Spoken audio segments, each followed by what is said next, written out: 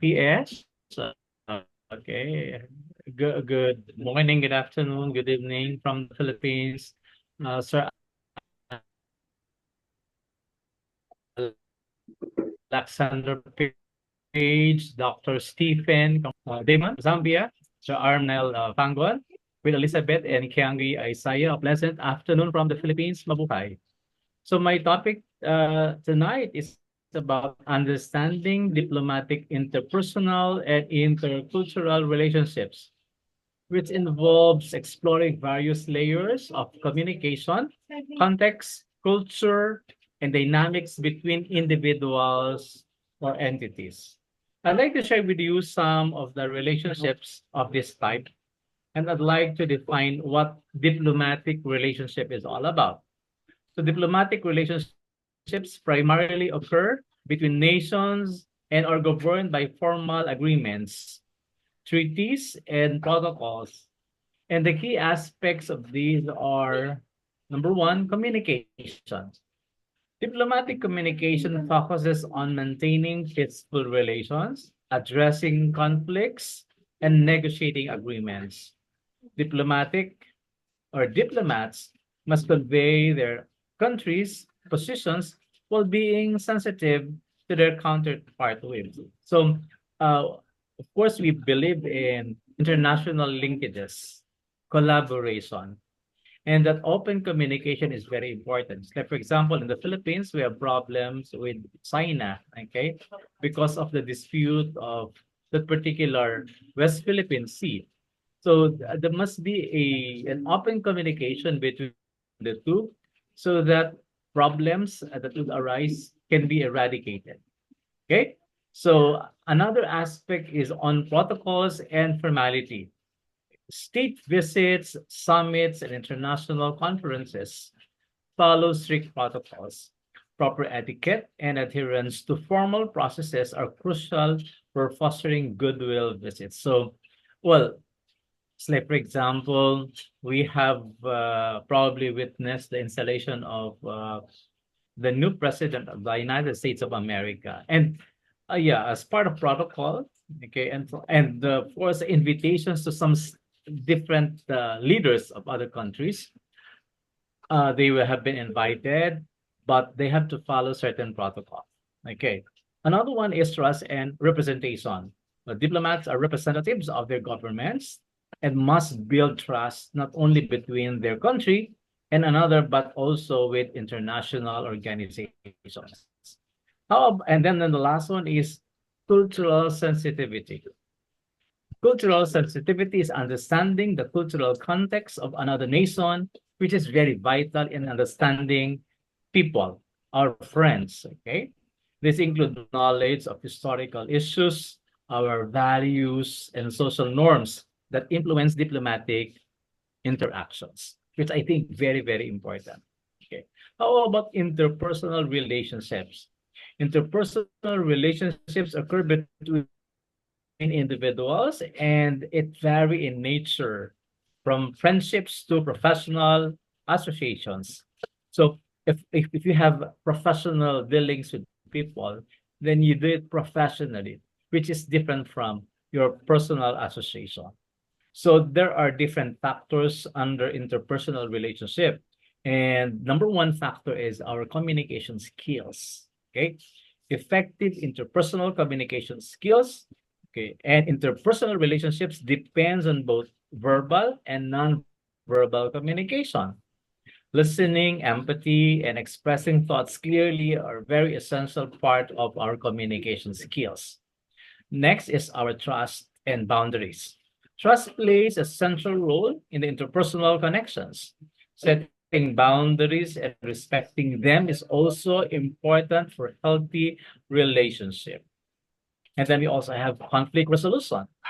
This is handling disagreements constructively, which is the key to good relationship. Strategies such as negotiation, compromise, and active listening help resolve conflicts. And another thing is about our emotional intelligence. You know? This is our ability to recognize one's own emotions and the emotions of others significantly affects interpersonal dynamics. So we need to understand that Asian like us, okay, may have different emotional dynamics, just like which is different from straightforward Western countries. Okay, so well, Filipinos are fond of sugarcoating. Okay, they cannot say directly what they want to say, so they use words to or idioms to express these things. Okay, but emotional intelligence is also vital in understanding interpersonal relationship. Okay. And the last one is our intercultural relationships. So, what is the meaning of that? Intercultural relationships involve interaction between individuals or groups from different cultural backgrounds. To navigate these relationships successfully, let us discuss some of these aspects. Number one is cultural awareness. Okay. Understanding one's own culture and recognizing differences in values, beliefs, and customs is fundamental. This awareness helps avoid misunderstanding. Okay, so we have some examples of cultural values in the Philippines, which we can be proud of. Okay, this is the Filipino hospitality, but there is also an issue, okay, of procrastination, okay, our well, manana habit in the Philippines, okay, that sometimes this could be a negative value, okay, but of course, since Filipinos are very talented, they can thrive in different countries. Okay, another one is our adaptability and openness. Being open to learning about other cultures and adopting communication styles according fosters better understanding and rapport.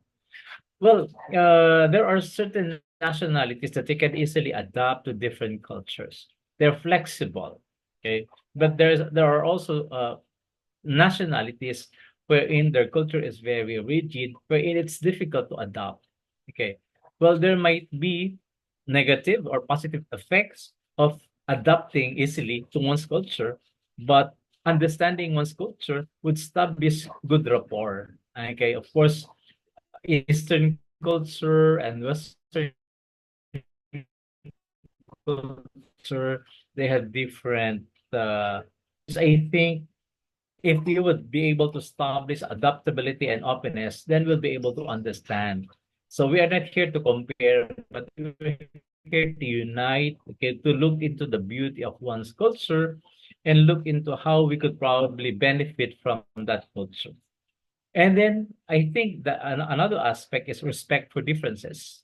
Yeah, acknowledging and respecting cultural differences is crucial. So, for example, people in the Western countries, just like in London, would try to look down some of course, Asian nationalities. Okay, so acknowledging and respecting cultural differences is critical.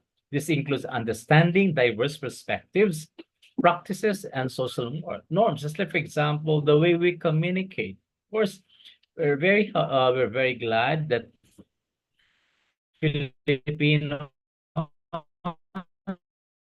okay, can understanding English, but in some other countries, they have difficulties of expressing themselves in English. Okay, I think the last, second to the last is the last one is building hybridity. Okay, what is the meaning of this? Intercultural interactions can lead to the creation of hybrid cultures. Hybrid meaning they mix. Okay, so for example, Filipino Indian culture. Okay, we have the Western and the Filipino culture blend. Okay, and they there is a certain culture that would emerge. Okay, where elements from different backgrounds blend, enriching the relationship and fostering creativity and innovation. So I think that that's one. We will now try to understand the hybridity of culture, like a blending of the culture. So in conclusion, in summary, diplomatic, interpersonal, and intercultural relationships require a deep understanding of communication nuances, respect for diversity, and the ability to navigate complex interactions. whether on a global scale or in an everyday life. These relationships shape our interactions and influence our understanding of each other across various contexts. Well, thank you so much. And I hope that I was able to share some of my insights, my thoughts about understanding diplomatic, interpersonal, and intercultural relationships. So, good morning, good afternoon, and good evening to each and everyone. Thank you so much, Dr. Mario C. Lucerio from Philippines, the principal, the founder and chairman of LEAD Philippines. We appreciate you, sir, for coming and joining us and also sharing with us this afternoon. Thank If you, it thank you. is possible for you to send your notes to us so that we can share it with others people that couldn't join this morning and they can join us on WhatsApp so we can share your notes. So if you can send it to me, I will be much Yes, I appreciated. will. Okay, I will Thank share you it. so Okay, thank much. you. Thank you so much. So before I hand over to Dr. Stephen, our moderator today and Ambassador Lucas Emmanuel, let me use this opportunity to appreciate and to welcome my own personal mentor, Dr. TPS Sasikuma. Thank you so much for joining us today. Another amazing and educator in our midst, Professor Dr. Patrick Mukega. Thank you so much for joining us today. And we have Dr. Ahmed Fagner from Republic of Benin. Thank you so much for joining us today.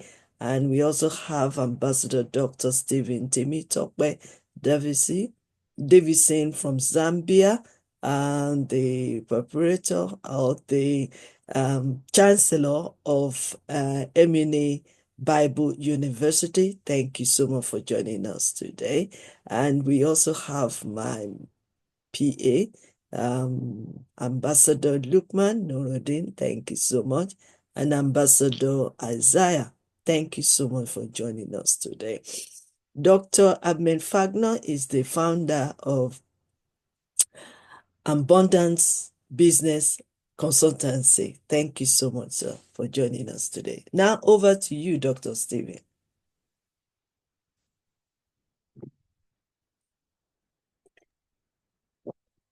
Yes, ma'am. Thank you so much. It's such an amazing morning, and we are enjoying the conversations which are happening today. And Dr. Mario Lucerio you know, has given us amazing insights on the topic today, and we really loved it. Now, this event is a very special event, and we would like to congratulate a very dear Professor Dr. Queen Elizabeth Lucas for holding this masterclass. And I'm really glad that this international transformational leadership masterclass is again a success, like all the events which YYCI has. And we are so excited to have all of you here today for a transformative journey towards building renewed and deeper connections in our lives. And I'm Stephen Ramran, as you all know. It's an absolute honor to be your moderator for today's event alongside the esteemed Professor Dr. Queen Elizabeth Lucas. Today marks the beginning of an incredible journey that will inspire, empower, and open our hearts and minds to new directions. Over the next few years, from February 3rd uh, to February 8th, in these few days, we'll explore the many aspects of relationships and how they shape our personal and professional lives. This is more than just a conference. This is a space where we come together to learn, grow, and transform how we connect with others and within ourselves. So, that was a short introduction from my side, and now we would definitely ask Professor Dr. Queen Elizabeth Lucas to see that who would come for the next lecture. And yes, ma'am. So I thought you were going to introduce the next person, but let me do it since it's my own personal mentor. I will introduce to you our next speaker, Professor Dr. TPS Sasikuma from India. So permit me to show the slides so that you can see for yourself how amazing my mentor is, with a very smiling face, and also to read some of his profile. Like we said, we will not be able to read all the profile, but we will definitely show the slides so that our audience can read through and also connect with him when they need their own questions to be answered, and also to mentor them in various areas. Professor TPS Sasikuma is a prominent figure in the field of education and social work, particularly known for his contribution to the development and betterness of the community. He is a respected educator, social worker, and activist who has been actively involved in a range of social, cultural, and academic activities with a focus on improving the quality of life for underprivileged groups. His work is often centered around empowering marginalized sections of society through education, skills development, and community outreach. Additionally, Dr. TPS Sasikma has been associated with several organizations and institutions that aim to bring about social reform and progress in areas like healthcare, education, and rural development. So I will just go through this, if you can read, and these are the informations about Dr. Professor TPS Sasikuma.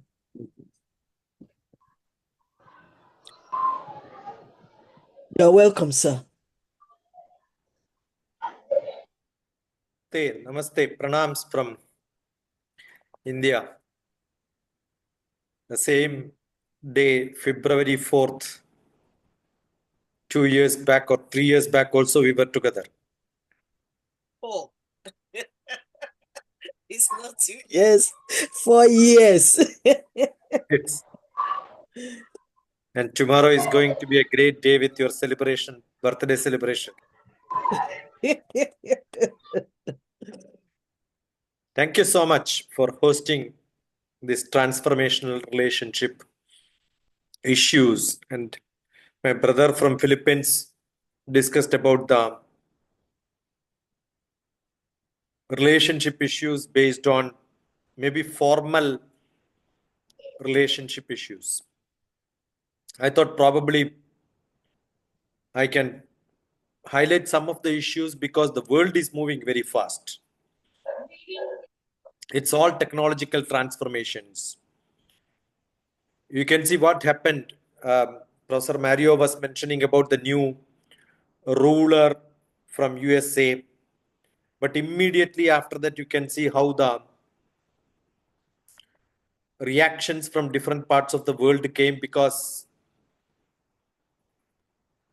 the DeepSeek which came from China challenging the ChatGPT capabilities, etc., etc. So today relationship has a lot of things to do with the technology. It significantly impacts relationship, whether it is personal, professional, social, the world relationship between countries. So I believe digital overload has got a lot of impact on the emotional relationship. That means you have a digital overload, we have a emotional disconnect. The more time we have on the screen time, probably the digital time, I'm sure it has got an impact. But people are very good. They can adapt to the situation, balance, because we have physical, emotional, intellectual, social, spiritual. I keep talking about fivefold development always. How is it impacted Probably there will be a rework, a transformative process, a feedback which happens inside each one of us to cope up with the situations. The trust between people, the privacy of each one of us, the social media, AI is impacting in each and every activity which we are into. The transformation which happens in the workplace, how the remote work, the AI have reshaped the, changed the, revolutionized the professional relationships. I think we need to have a lot of experiential sharing from the people who are into this world. Make a table and then find out before and after. I keep saying we have got a world which is before computers and after digital. It is AD and BC. BC is before computers, AD is after digital. That was a slow process probably in the last 30 years. But today, we have a world with the after digital to the AI situations. So we need how ethical disconnect and communication, the dilemmas which people have because of misinformation, lot of fake cases. Today, when I dial somebody from my telephone to my sister or brother or neighbor, immediately the message come from the telecom department saying, be careful. Most of the calls are fake, misinformation, deep fake. The AI driven interactions, they can make my own dialogue with my own face and you believe that no, Dr. TPS is calling you, but it need not be me because AI can fake and then make a telephone call. I can be a speaker here like this, but I may not be the me whom you are originally looking for. It could be somebody else mocking and then coming in front of you. The difference in the cultural change was generations to generations. But today the cultural change is from 5 years to 10 years. That's why I keep calling it is not 21st century. I keep calling third decade of 21st century. We're all on 2025 to 2030, next 5 years. If you look at it, we can see a lot of change happens. So in this age, in 5 years, there is going to be a cultural change due to technological change. How are you going to adapt to this? Are you going to adopt to this and adapt to this? It's a big question to be answered.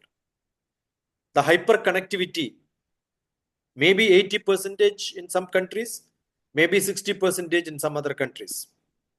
Depends on how rich, how developed, how poor you are.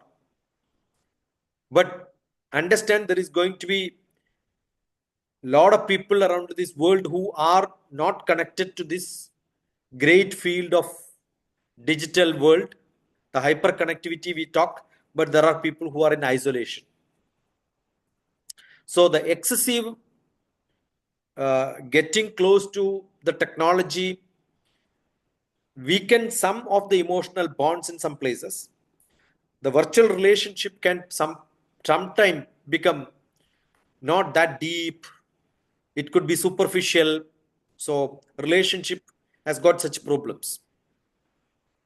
The social media impacting the private life, the trust issues, counseling issues, which we have seen 10 years back is not what we are seeing today.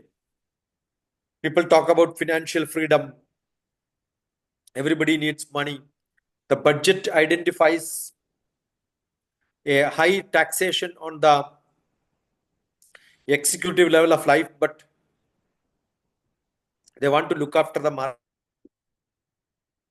How is it going to have a trust between those people to these people now? The relationship issue between the economical different stages will create problems. How people can understand the ethical. So what happens when there is an economic problem, cultural problem, the ethic comes into, the value system will collapse. The people will not stick to the value systems which we had for generations. So new value system will come into place. That will impact the workplace. The interaction between the boss and the subordinate reduces personal interaction. Generally, we have clubs, we have social gathering that fosters the flexibility. And now flexibility doesn't work because there are people who uses technology becomes faster and everybody wants the same fastness. Competition becomes higher. So redefining the roles of HR, human resource management in the companies, which gives a lot of stress, ethical dilemma, communication, I told you, therefore the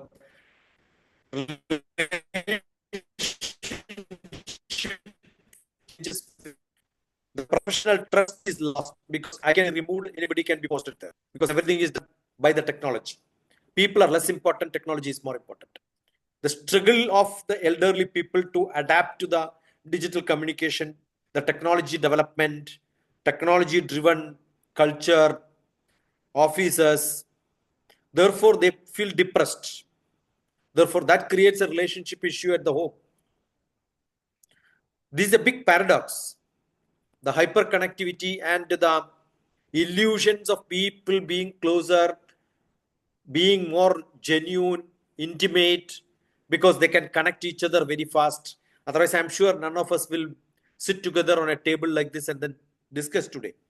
So it's a great privilege given to each one of us, but there is a great paradox. When I land in your place or when you land in my place, will I have time to meet you? Will we have a connection between each one of us? Because all of us are now busy with online. So we should have a mindful technological usage, navigating the change with good relationship, emotional, intellectual, social, and spiritual balance. So we need to have an AI, AI related advocate for understanding how transparent can be the decisions which impacts human relationships. How to strengthen the connection between the people who will see face to face, probably prioritize the engagement of people when they meet physically rather than only looking at their profile and then talking to them in a scenario which is not connected to you anytime in your life. Identify how many people we can have a human connection, physical connection, meeting each other, eating together. Sahana vavatu sahano bhunaktu sahaviryam karavavahai.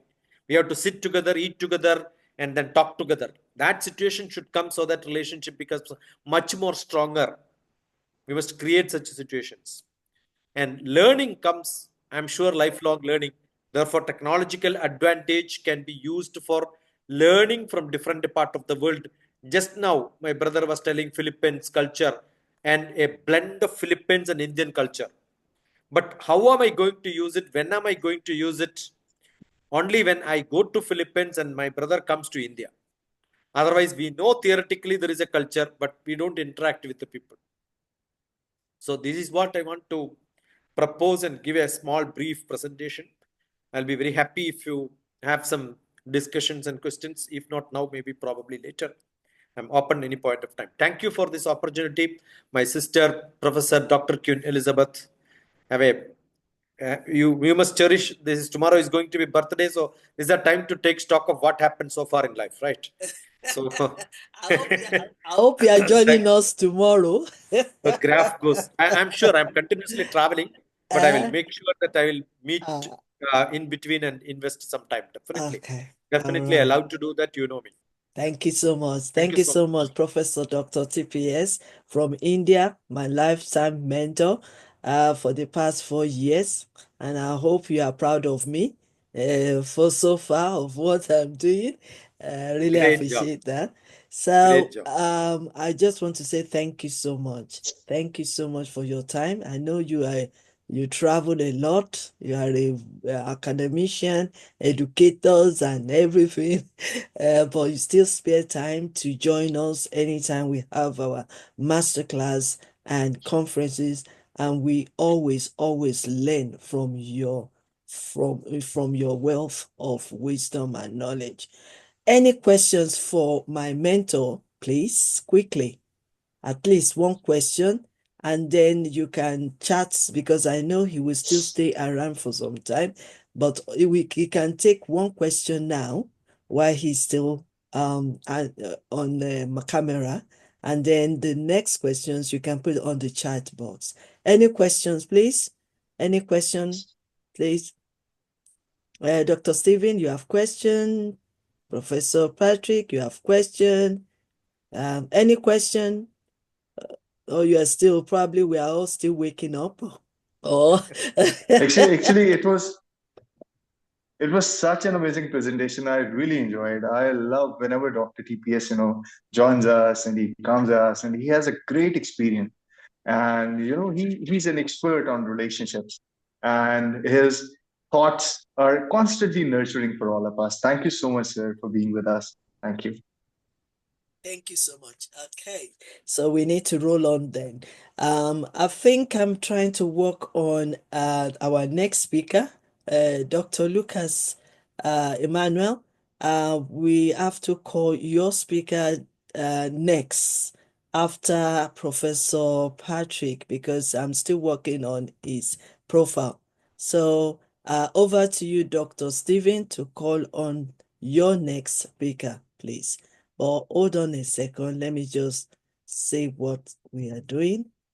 Okay, so this will be our next speaker, which is Professor Patrick Yes. Mugega. So I'm going to show his slides to know more about our speaker. And after that, I hand over to you to welcome him to speak to us. Thank you so much. So let me just read just these lines. Professor Dr. Pratik Rajan Mugeba is a globally recognized scientist, professor, counselor, and international speaker. Professor Mugega is a trailblazer in his field and has achieved several notable firsts. Dr. Mugega has received numerous honorary doctorates from all over the world, making him one of the most recognized experts in his field. He has also taught over 30,000 plus students and career guided 50,000 plus students, trained 5,000 plus educators, and he continues to inspire and educate future leaders. He has been appointed in many organizations at various high positions at the same time, and also appointed ambassadors by some bodies almost in all disciplines. So permit me to show the other slides. If you can read them, very, very, very important. So, and then I will hand over to Dr. Stephen.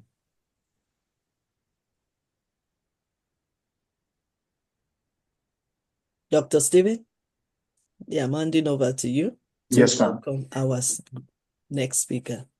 Thank you so much, ma'am.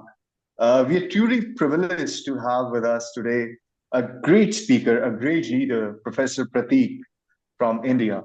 He's such an amazing expert on a lot of subjects, and we in every masterclass have a privilege of having Dr. Pratik with us, and with years of experience in guiding individuals and leaders towards great subjects across the globe. He has helped countless people transform their personal and professional relationships. And his profound insights into love, trust, and emotional connection will provide us with tools we need to build and maintain relationships. So please, sir, over to you. Thank you. Thank you. Thank you so much, Dr. Stephen, and my dear Professor Dr. Elizabeth Lucas, for the kind introduction. And it's an honor and privilege always to be here at the YYCI platform. Okay, so today I'm going to talk about understanding personal and professional relationships, but with a unique perspective. So, good morning, good afternoon, good evening, everyone. So, today we will begin um, on a thought provoking journey to understand personal and professional relationships from a perspective you may have never considered before. Okay, we often compartmentalize our personal and professional lives, treating them as separate entities. But what if I told you that they are deeply interconnected, bound by unseen forces that shape our interactions, success, and personal fulfillment? So let's explore this idea thought, a unique lens. Um, there are three thoughts which is very new to all of you. The first one is quantum entanglement. The second one, which I'm going to explain, is about biomimicry. And the third one is paradoxical harmony. Okay, so let's begin with quantum entanglement in relationships. Okay, so let's go deeper. Now, before we go into relationships, let's briefly understand quantum entanglement in physics. Okay, now this phenomena occurs when two subatomic particles become linked so that any change in one particle is instantaneously reflected in the other, regardless of the distance between them. So it defies classical physics and suggests that once connected, okay, this is very important. Once connected, two entities share an invisible yet powerful bond that transcends time and space. Okay, now let's apply this fascinating concept to human relationships, both personal and professional. Okay, so let's say personal relationships. Okay, now in our lives, we form deep emotional and psychological bonds with certain individuals. Okay, so these bonds create a form of human entanglement where distance and time become irrelevant. Okay, so synchronicity in thought and emotion. That's the first aspect here. Okay, have you ever suddenly thought about a close friend only for them to call or message you moments later?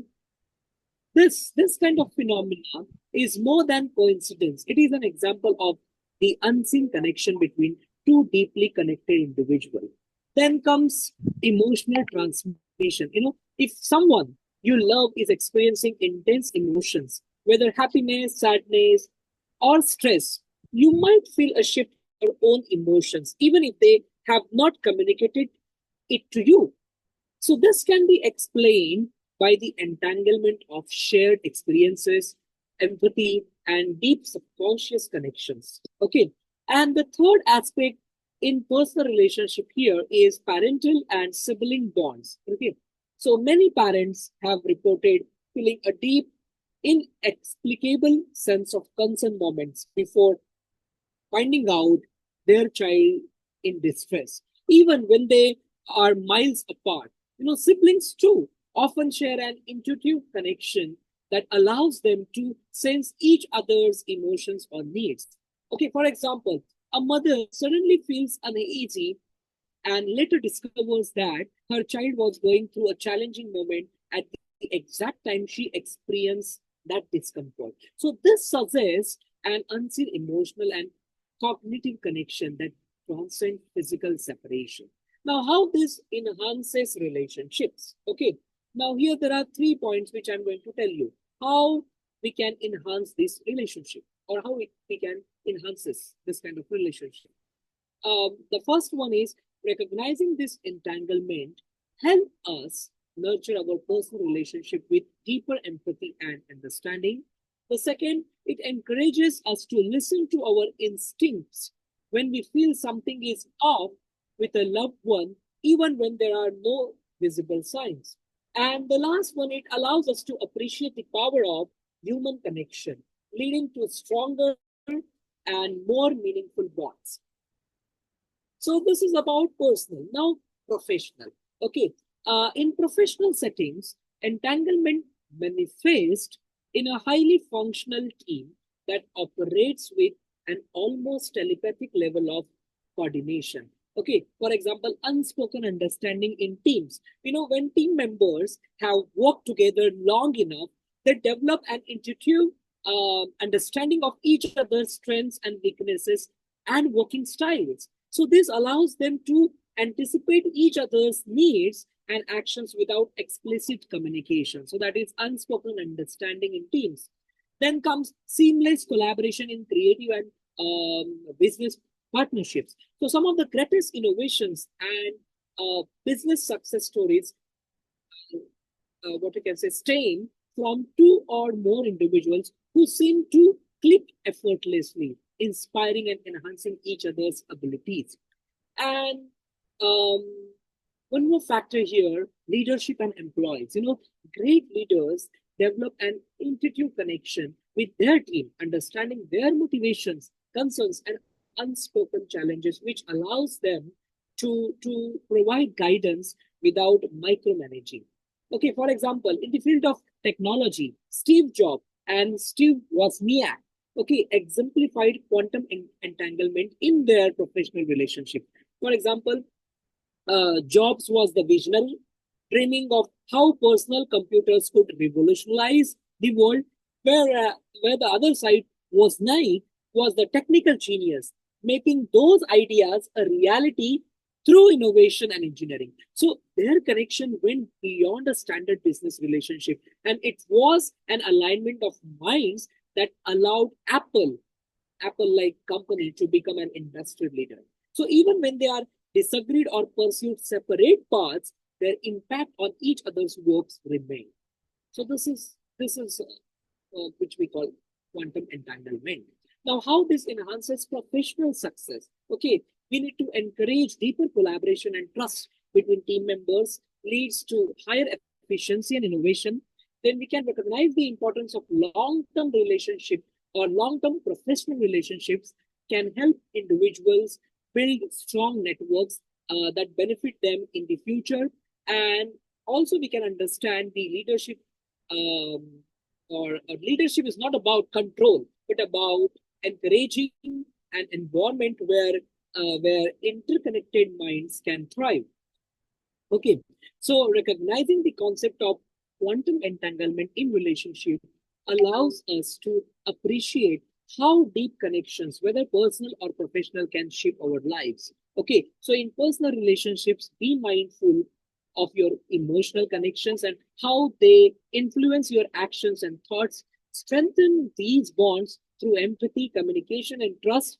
Then in professional relationships, you can recognize that true synergy is built over time through shared experiences and mutual understanding. So invest in meaningful collaborations rather than transactional interactions. Okay, and in leadership, you always support an environment where interconnected relationships can flourish, allowing for innovation and collective success. So by understanding and nurturing our entangled relationships, we can create deeper connections, achieve greater success, and experience a more fulfilling life.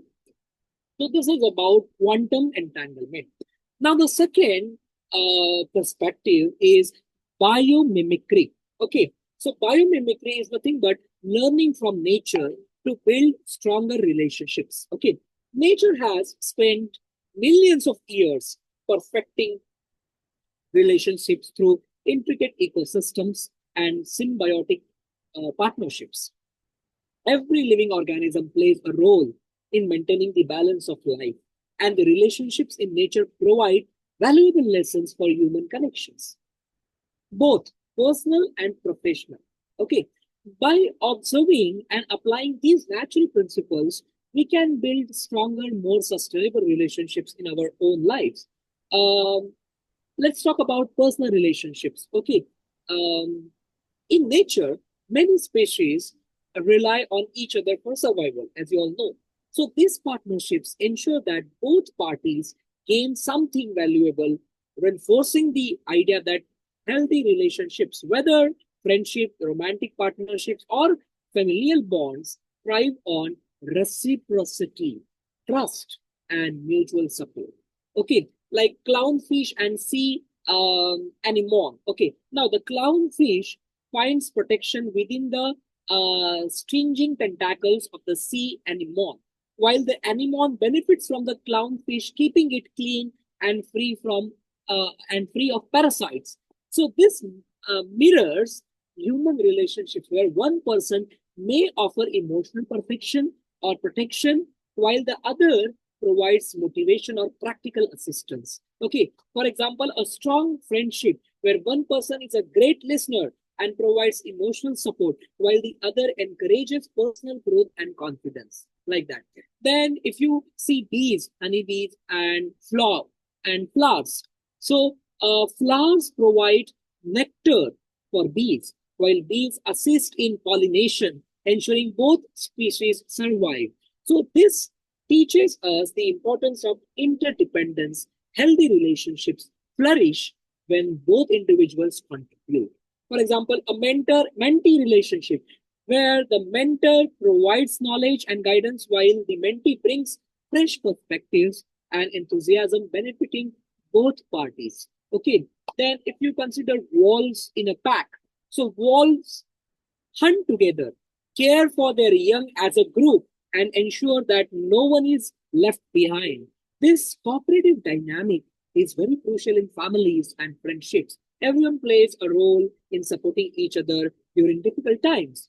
For example, a supportive family that steps in to help when a member is going through challenges, ensuring no one has to struggle alone. Okay, so there are three things which we can learn from this biomimicry perspective. The first one is reciprocity. Okay, just like in nature, strong relationships require mutual benefit. If one party gives too much without receiving, the balance breaks. Then the second very important lesson is interdependence, not dependency. While it is important to support each other, a relationship should be one-sided or overly dependent. Okay. And the third one is adaptability. Just as ecosystem evolve, relationships must grow and adjust to changing circumstances. Now let's talk about professional relationships. Okay, it's like functioning a high performing ecosystem. Okay, now nature's most successful organism don't work alone. They thrive in well coordinated systems where each entity plays a role that contributes to the survival of the whole. Businesses and professional relationships can take inspiration from these nature or natural collaborations. For example, ant colonies and organizational efficiency. Every ant, very small animal, every ant has a specific role. Workers gather food, soldiers protect the colony, and queen ensures reproduction. So there is a no competition for roles. Okay, each ant contributes according to its abilities. Similarly, successful businesses and organizations rely on well-defined roles and teamwork. For example, in a company, employees must understand their strengths and contribute where they add the most value. So if everyone tries to lead or work independently without coordination, the entire system collapses. Okay. Then if you see fungal free partnerships and business networks. For example, how I put it in words. Okay, underground fungal networks help trees share nutrients and information. Okay, so if one tree is sick, others send nutrients to help it recover. So companies that form strong partnerships, sharing knowledge, resources, and expertise, build resilience and long-term success. For example, open source software communities where developers collaborate globally to improve technology benefiting the entire industry rather than just individual businesses. Okay. Then predator, prey balance and market competition. Now in nature, predated prey dynamics maintain population control and ecosystem balance. So in business also, competitions push each other to innovate and improve. However, just like in nature, businesses that focus only on dominance rather than balance can disrupt the market. and harm themselves in long run. Okay, for example, Netflix and Amazon Prime Video compete, but they also rely on entertainment studios to provide content. So if they undermine content creators, they risk losing the very foundation of their business. So this teaches companies the importance of balancing competition and collaboration. Okay, now three things which you can learn from biomimicry. Okay, the very first is define roles and responsibilities clearly. Just like in an ant colony, organizations functions best when everyone understands their contribution and works collaboratively. Then you build strategic partnerships. Just as trees and fungi exchange nutrients, businesses that share knowledge and support each other create long-term success. And compete with awareness. Okay, in nature, unchecked competition leads to extinction. Okay, in business, ethical and balanced competition drives innovation rather than destruction. Okay, so now the third perspective and the last perspective, which is paradoxical harmony. Okay, which means balancing opposites for stronger relationships. Okay, now life is full of paradoxes. Okay, light and dark, chaos and order, individuality and teamwork. At first glance, these forces seem contradictory, but in reality, they complement each other to create balance. So, this concept known as paradoxical harmony. That's the foundation of the strongest personal and professional relationships. Instead of resisting differences, we must embrace them as a source of strength. That is what is we call paradoxical harmony. Okay, now when it comes to personal relationships, opposites create stability. Okay, now see, in personal relationships, we often see the dynamic of opposites attracting. Okay, rather than being a source of conflict, differences between individuals can lead to a balance, growth, and mutual understanding. Now, let's think emotional versus logical thinking. Okay, many strong relationships involve one person who is emotionally driven and another who is more rational. So instead of causing friction, these contracts allows them to make well-rounded decisions. For example, a person who is highly emotional may struggle with stress, while their logical partner helps them see the bigger picture and remain grounded. So the emotional partner in turn brings warmth and empathy into the relationship, preventing it from becoming too cold or calculated. So that's how this emotional versus logical thinking. Now, introvert versus extrovert dynamic. Now, see, an introverted person might prefer deep, meaningful conversations, while an extrovert thrives in social settings. Okay, so instead of being a weakness, the difference can create a perfect balance. One encouraging meaningful connections, and the other introducing excitement and new experiences. For example, a couple, okay, where one loves adventure and spontaneity, while the other values quiet reflection, can learn from each other.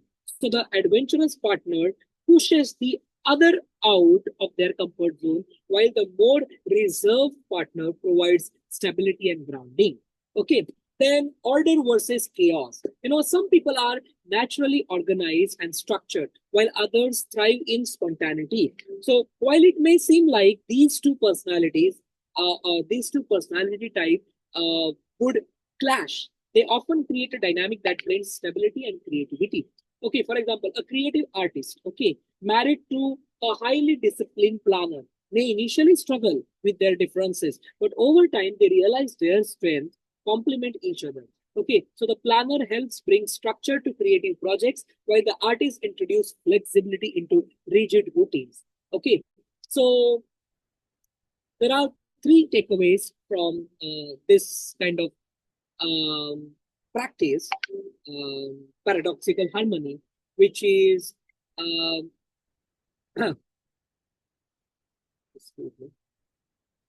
okay. How can I say? Opposites don't have to compete. Okay, that's a key takeaway. They can compete each other rather than trying to change someone. Recognize how your differences bring balance. Also, conflict is not the enemy rigidity. Okay, disagreements often arise from misunderstanding differences. So learning to appreciate and work with those differences is key.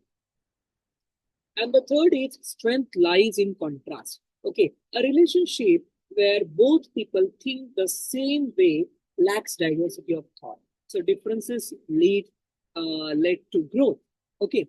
Now, when it comes to professional relationship, the power of balanced leadership and teams is very important. In the professional world, the most successful organizations and leaders uses a paradoxical harmony.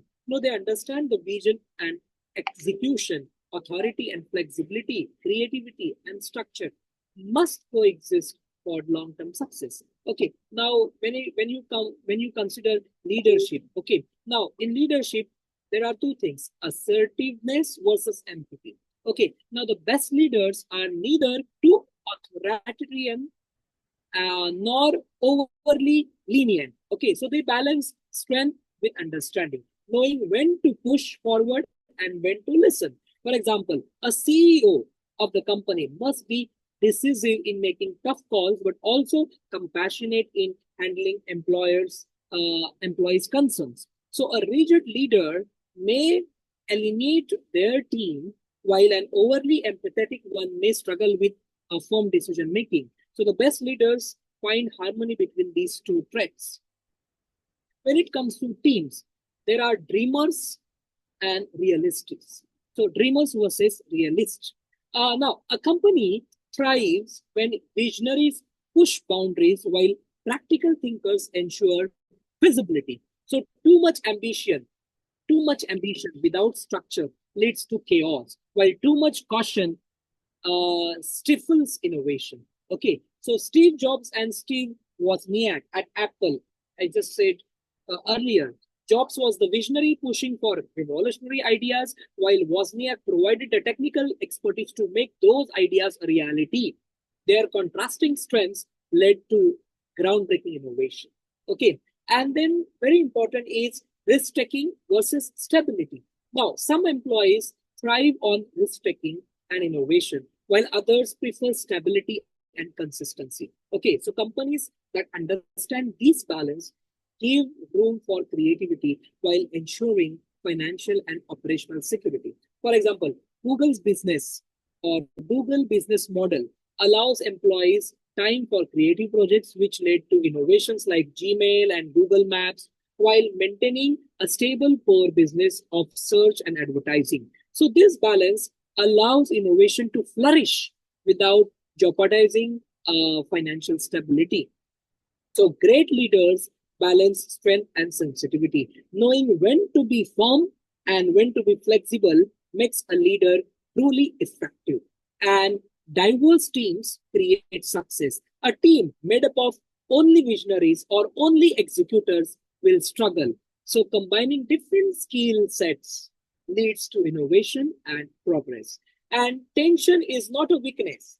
It's a source of growth. This is very important. The most innovative ideas come from the tension between different perspectives. So when handled correctly, this leads to progress rather than conflict. Okay. And my final thoughts on this is whether in personal friendships, romantic connections, or professional collaborations, relationships are governed by unseen principles of connectivity, interdependence, and paradoxical harmony. When we understand these, we no longer separate personal and professional relationships. Instead, we we we steer them with wisdom, fluidity, and purpose. So I challenge you today: observe your relationships through these lenses. Okay, recognize your entangled connections, learn from nature, and go for paradoxical harmony.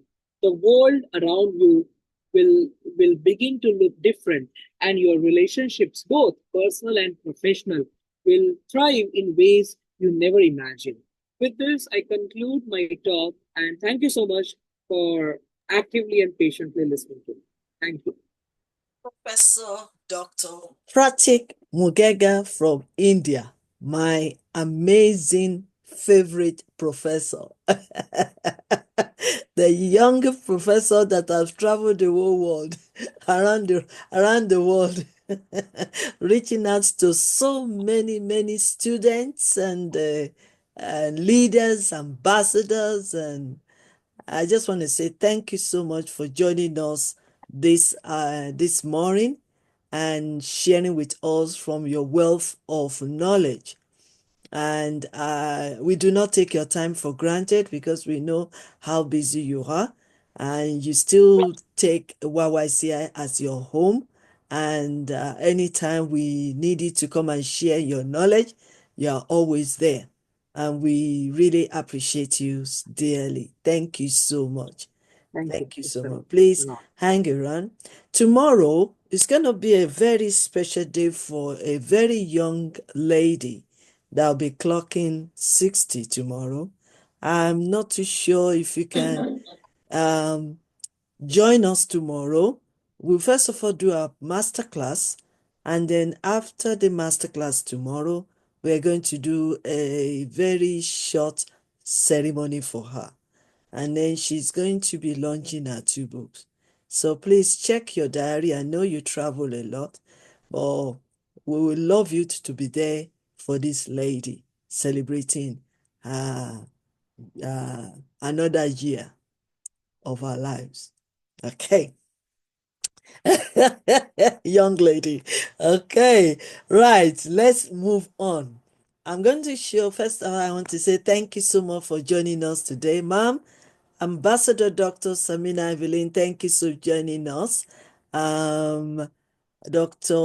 Ambassador Isaiah, thank you so much for joining us. Our Excellency Ambassador Agnes, we miss you yesterday. Thank you so much for joining us today.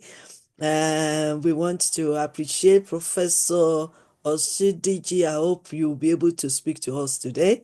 Thank you for joining us. And may I humbly ask the person that is using 905074, please add your name to your profile or open your camera. We want to connect with you. We want to see you. We want to see you in camera, and we want to know your name. Please, we humbly ask, because the system might remove you at any time if that is not done. Thank you. I also want to appreciate you all. Thank you once again, Professor Dr. Patrick Mugega. I know you are still going to be hanging around so that you can learn from other speakers. Thank you so much. Right.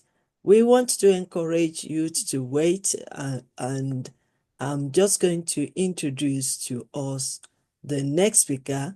Firstly, I will show the slides, and then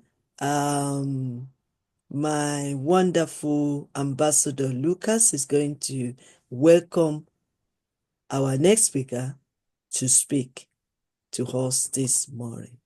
So hold on a second, please. Right. Amazing doctor speaking to us this morning. Dr. Rita Agula Gonzalez. I hope I pronounced it well. If not, she's going to correct me. So this is a brief profile. Doctor in educational science, a passionate educator who believes education and peace are the key to a better world. He has a bachelor's degree in business administration as myself, teacher training in English, a master's degree in education with a focus on teaching and research, master's degree in decadent and innovation in English, PhD in educational science and certification in standard of labor competency, currently the owner and director of a connoisseur RAG training and evaluation center academic, advisor, and many, many more. So permit me to show the remaining of the slides if there is any. And if not, I will hand over to Ambassador Lucas to welcome our amazing leader in the area of education. All right, ma'am. Thank you very much, ma'am. As we all know that today, second day of our masterclass has started, which we are also looking at the mindset for transformation in any relationship. And all our previous speakers that have talked, thank you so much. And one thing that I coming out of what they have said so far, that relationship is what builds a man. So as I want to welcome our next speaker for today's masterclass, join me as I introduce to you Dr. Rita Aguila Gonzalez. Thank you, ma'am. This stage is yours. Hello, good morning. Greetings from Mexico. It is very, very early here in Mexico. Yes, Dr. Queen Elizabeth makes us wake up, get up very early. It is 5:34 a.m. here in Mexico. So but here I am. And we appreciate you. We appreciate you a lot. Thank you. Thank you. It is a pleasure. It is an honor for me to be here in YYCI, speaking a little bit about the transformation of relationships.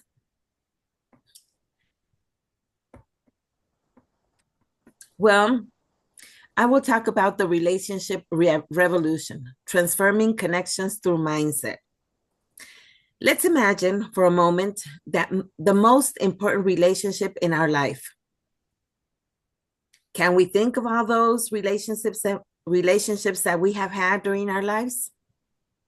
Now, picture those relationships not as fixed entities, but as living, breathing connections that you can be deliberated, shaped, nurtured, and transformed.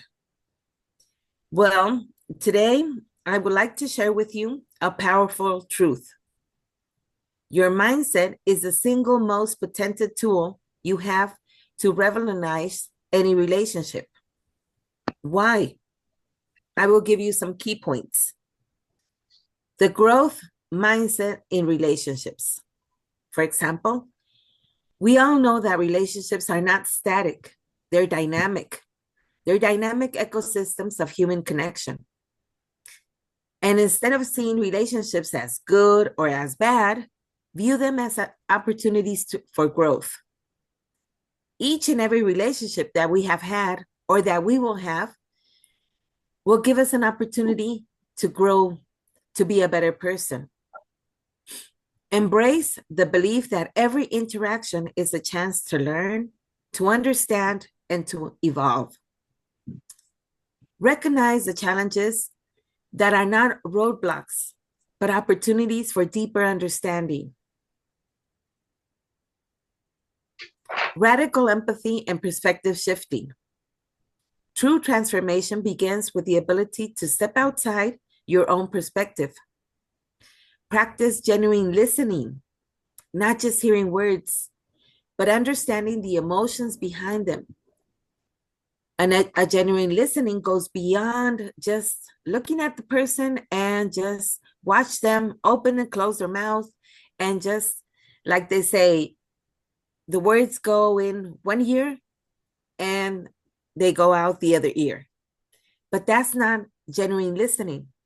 Listening is focusing on the person, focusing, looking at the eyes, listening to every word they say, understand the emotions that is behind those words, understanding when that person wants us to speak or just to listen to them. Maybe they don't want an advice. They just want to speak out what they feel. That is genuine listening. Cultivating curiosity about the other person's experience, fears, and motivations. We have to be empathetic persons And we have to know what they really feel, what they have experienced, what motivates them, what are their fears. And well, ask yourself, what might be driving their behavior that I'm not seeing? What is behind what I'm listening to? What is behind what I've seen from the person? What else comes with this emotion? What else comes with this relationship that I am building, that I am having with this person? Emotional intelligence as a relationship catalyst. Emotional intelligence, I think, is very important in every part of our world, in every part of what we do, of what we see, of what we develop. And it's very important, of course, in a relationship. We should develop self-awareness of your own emotional triggers and patterns, of our own emotional triggers and patterns. We must know how we will act to one situation, to another situation. We must learn to respond, not react. Create a deliberate pause between stimulus and response. When must I pause? When must I act? When must I react? How should I respond? How should I answer to all these emotions, to all these things that is happening? How must I react to what is happening with my relationship, with this person that is speaking to me, with this person that is living with me, with this person that is sharing their life with me? Understand that your emotional state is not a choice, not a predetermined condition. It is something that we are building day by day. Recognize that vulnerability is strength, not weakness. We should know that this is everything that we do, everything that we learn is part of our lives and will make us stronger, not weaker. It will always make us stronger. Intentional communication. Communication is the oxygen of relationships. We can't have a relationship if we don't communicate. We need communication, but assertive communication. We need to know how to communicate with each other. Every person is different, so every relationship is also different. We have relationships at school, at home, in our community, friendship relationships, and we need to know how to communicate with each relationship so that we could go through it. We have a good relationship. As I said at the beginning, it's not good or bad. All of them are good. All of them will create a better experience for us. Practice clear, honest, and compassionate communication. Use the I statements that express your feelings without the blame. What am I feeling? What have I felt with this relationship? Why did this relationship end? Why does it continue? What do my feelings have to do with it? And not a blame. I should not blame myself, and I should not blame the other person either, or the other persons either, of what is happening. Be specific about your needs and expectations. What do I need from this relationship? What do I expect from this relationship? And what do they need and expect from me too? It's not just about them giving. It's about giving and receiving. It's about sharing. Create a safe space for authentic dialogue. Where can I speak with this person better? Where can I communicate better? Maybe this is not the place. Maybe this is the right place. Maybe I could communicate with this person in any place. Any place is safe. Transforming relationships isn't about perfection. It's about progress. Every relationship in your life is an opportunity to practice compassion, understanding, and growth. The mindset you bring is the most powerful change agent you possess. And remember, relationships don't just happen to you. You actively participate in their creation and evolution. Your mindset is not the sculpture, and connection isn't the clay. Remember, it's about sharing, giving, and receiving. So I will give you a practical takeaway. Choose one relationship today where you apply these principles. And maybe you could start small. Be patient with yourself and others. Watch how subtle shift in your approach. Thank you very much. It was a pleasure sharing with you. My lecture was very small, but I think it's a good start. Thank you. Powerful, informative, and transformational. It might be small, but it is so powerful. And I want to say thank you so much. We made it at last. We've been waiting and waiting throughout last year, and now you're here. Yes, And thank you so much for waking up 5 o'clock. No, I woke up at 4 because you began at 4. So okay. yes. And thank you very much for your patience, for your honor, and for inviting me here. Yes. Thank Hope you it's so not, much. it won't be the last time. No, I hope to because be here present. because you are we've added you to our list, so we'll be constantly, and this kind of masterclass and conferences is nearly every month up till October. So we'll be glad to see you back again and again and again, so that we can grab all from your wealth of wisdom, knowledge, and experience. So thank you so much for joining us today. It's powerful. Even the chat box, I can see Our Excellency saying real transformational, power packed. So everybody's they are enjoying themselves while we are learning as well on this platform. I just want to know if you are free tomorrow to join us, because a young lady is going to celebrate her birthday tomorrow after the masterclass.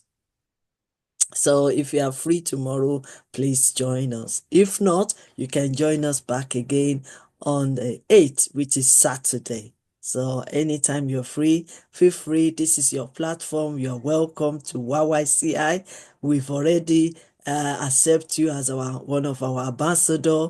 We will just try to communicate with you better so that you will know more about Yes You Can International. You are welcome, ma'am. Thank you. Thank you very much. Yes, it will be a pleasure to be here tomorrow. Thank you. Okay. I might not wake at 4, but I'll be here. That's okay. Don't wake up at 4. Sleep well, relax, because it's going to be a whole day tomorrow. Because we're going to do the masterclass first, and then in the middle of it, then we can have our celebration. Okay. So please don't wake up at 4. Okay, thank you so much for joining us. Thank you for a powerful talk that you've spoken to us today. We really appreciate you. Thank you so much. Right, we are still on until certain time, and I want to appreciate Professor TPS joining us back again. We want to appreciate Ambassador Agnes Fortune. Maybe I should just put her on the seat. Ambassador Agnes Fortune, Kano. Okay, maybe the connection. Right. Can you share with us this morning? Good morning. Good morning. Good afternoon now. Good afternoon. Good afternoon in Ghana. Am I right? Yes. I didn't hear you. What did you say? I say good afternoon. That is Ghana, isn't it? Yeah. Yes, it's afternoon. Yeah, we are still rolling in. We are not yet in afternoon. Our own is still 11:46. Okay. 11:40. Yes. So we want you to share with us your topic this morning, if it's possible. Okay. I think I sent it to you. Just my topic. Let me get it. Let me get my topic. Please hold on. All right. So while we are waiting for you to get your topic, because I know you've prepared already, let me use this time to appreciate Chief Ambassador Dr. Tokpem Chukwu Princess. Thank you so much for joining us. Professor Dr. Ambassador Oshundiji Emmanuel, thank you for joining us. Dr. Samina Evelyn, ma'am, from Pakistan. Thank you so much for joining us. And Ambassador Lukman Nuruddin, thank you for joining us. Ambassador Isaiah Kwankwik, thank you so much for joining us. And many, many more great leaders are still coming to join us this morning. So, I believe you are ready. Ambassador Agnes Fortune, are you ready? Okay, if you are not ready, then I'm going to play one of our guests of honor has sent us an email. I've sent us its own speech. So I will ask you to relax while we play the video. Thank you so much for joining us. Okay. Right, so I'm going to play the video. Please relax and let's listen to this video. Thank you.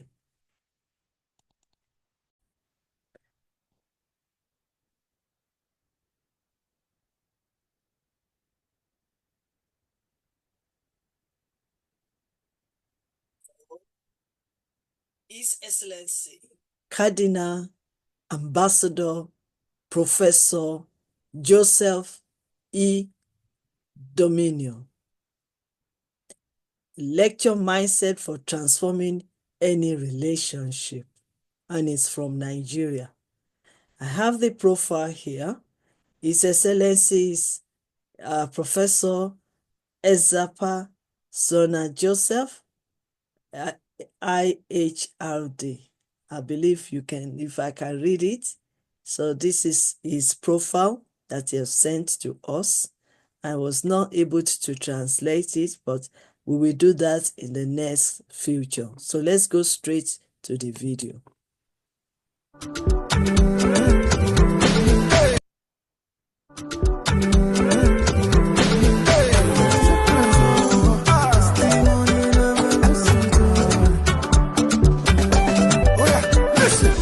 My brother make you come and see. My sister make you come and hear. I cannot keep it to myself. Only God fit do this kind of thing. He turned my money into dancing. I see blessings overflowing. Welcome to the international headquarters of the International Parliament for Safety, Peace and Justice, IPSPJ. Here with you is a humble servant, Cardinal Professor Ezapa Sona Joseph Dominion JP, the World President of the International Parliament for Safety, Peace and Justice, IPSPJ. It is my humble privilege to be invited as a special guest of honor and guest speaker of an international conference being organized by Yes You Can International Academic Masterclass and Yes You Can International Transformational Leadership Conference. I will begin by acknowledging and appreciating Her Excellency Ambassador Dr. Elizabeth Lucas II, the Global President and Director of Yes You Can International, United Kingdom, and also the Training and Educational Director for International Parliament for Safety, Peace and Justice, IPSPJ, United Kingdom. I would also like to acknowledge the organizer of this international conference, Yes You Can International Academic Masterclass, and Yes You Can Transformational Leadership Conference, United Kingdom. This year has been themed as mindset for transforming any relationship. Before I proceed, I would like to acknowledge and also appreciate my co-special guests of honor and speakers that will be joining me to speak in this great international conference. I will begin by acknowledging my own brother and friend, His Excellency, Ambassador, Professor, Doctor, Senator, Academic, Zeb Jeffin, the European Continental President of the International Parliament for Safety, Peace and Justice, IPSPJ, my own good friend. And also, His Excellency, Lord Surinder Singh, the Nepal Keystone of the United Kingdom. And also, Sir Peter Cham, former Mayor of Banking and the Graham SS, United Kingdom.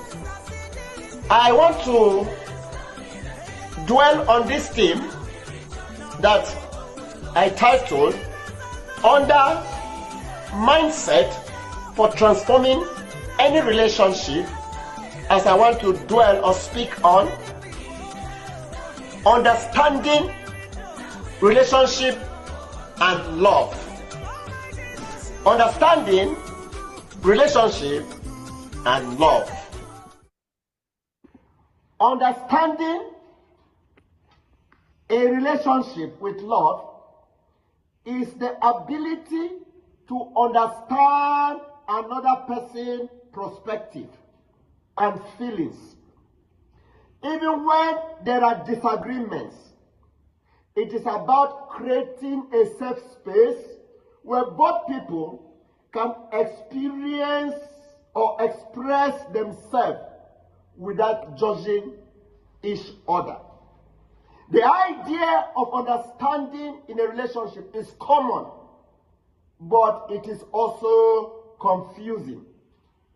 Having understanding in a relationship does not mean you agree, like, or have to go along with what someone else is saying or feeling.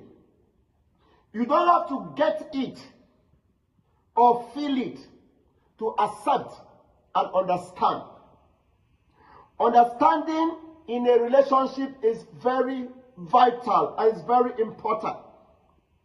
In understanding in a relationship, you can empathize with the other person, make space for them to think and feel the way that they do, and respect what they are experiencing or what they are experiencing is all about in their life. You might be asking yourself, why is it important to understand each other?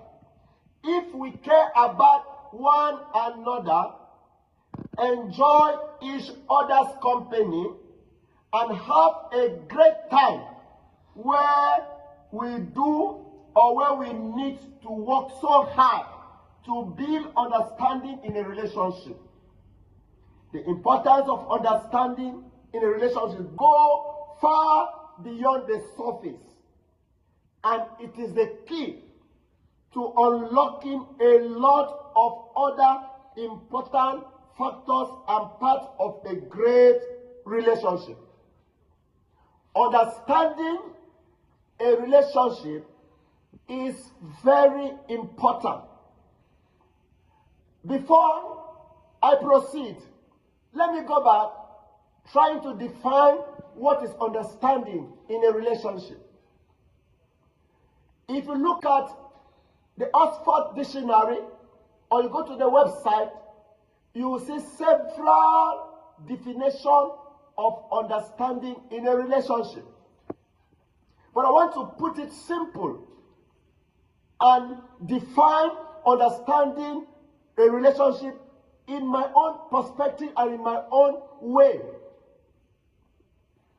Understanding relationship and love is the ability to understand, having the knowledge of what that is in the content of the container, knowing what is inside the man, the woman, the boy, the girl, or the person that you are dealing with. Understanding in a relationship has to do with mutual respect. Understanding allows people to respect and accept each other, even when they are different views.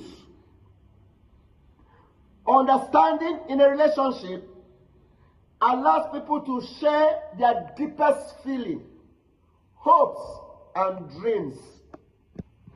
Understanding in a relationship allows people to feel safe, sharing their privacy and their secret to one another. Understanding. For a healthy relationship, we need to understand that our mindset has a vital role to play. Every relationship begins and is being experienced in our mindset. Every single person lives in a separate reality, and all our relationships are experienced in our mind. So for a healthy relationship, you need to fine-tune your mindset and begin to master what and how to sustain and maintain a good relationship, beginning from your mind. For your mindset is the best environment to experience relationship, because each partner is coming from a different background and has a different experience and have a different lifestyle. Some can come from different countries, different kingdoms, different cities, different communities. So for us to have a healthy and fulfilling relationship, our mindset must play along with us and must be ready to accept each other in order for a relationship to last. Thank you very much. God bless you. There are many factors to maintain a healthy relationship. However, the most important of all is understanding, as it is what sharpens up the rest of the other factors. When you understand someone, you understand what motivates him or her to do what he or she does. That understanding gives you an estimation of what that person is up to. Understanding is essential in love, in relationship, because it promotes emotional connection, effective communication, conflict resolution, matured growth, and trust. It creates an environment where both partners feel valued, supported, and loved, leading to a more fulfilling and satisfying relationship. For a healthy relationship to last, each partner must understand to tolerate each other. If you can know and understand how to tolerate your partner, then you are sure of having a longing, satisfying, and fulfilling relationship in understanding, relationship, and love. Love and understanding may occur hand in hand in many relationships. Understanding love may help you recognize your partner's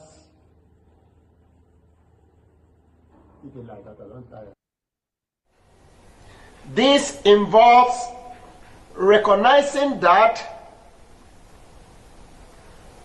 love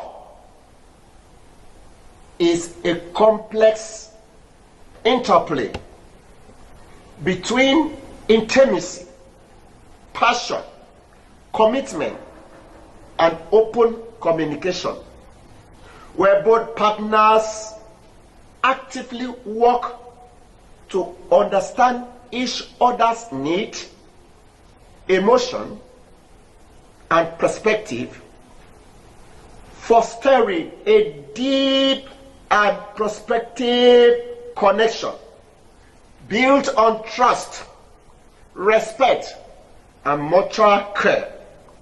Essentially, it is about actively choosing to be with someone while navigating life's challenges together. Understanding relationship is tough. Two people coming together, emotionally connected, and trying to navigate adulthood side by side is complicated.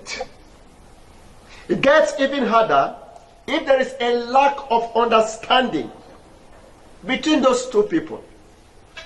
The idea of understanding each other in a relationship seems simple enough on the surface, but it can be challenging to execute what they claim or what we see in the surface.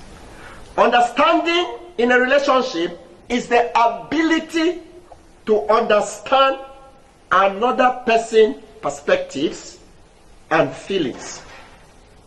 Even when there are challenges or disagreement, it is all about creating a safe space where both people can experience themselves without judging each other.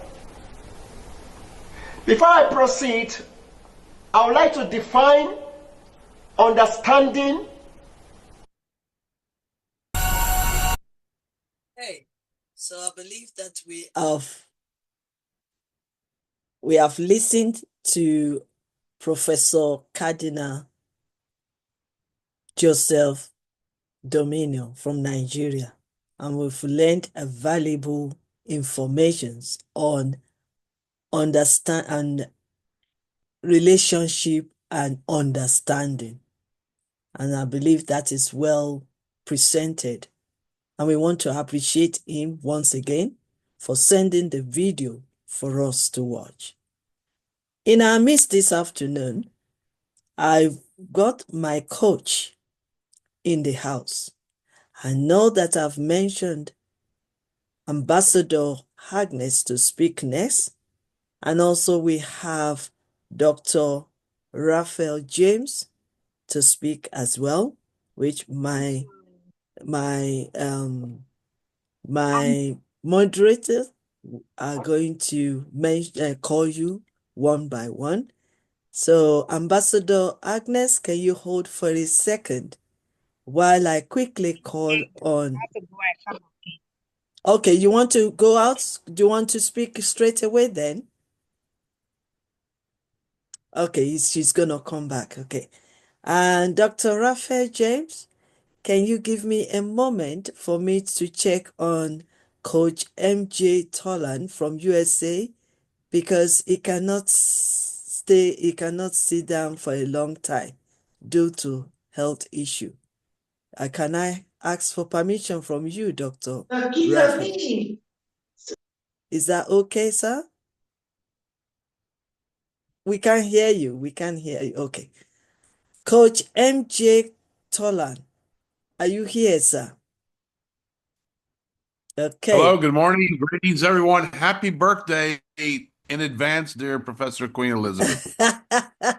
You just revealed my secret out. Tomorrow. Okay, hold on a second, sir. Let's just introduce you quickly. Let me see what is going on here. Okay, yeah. 1 second, sir. We're just going to quickly introduce you because I know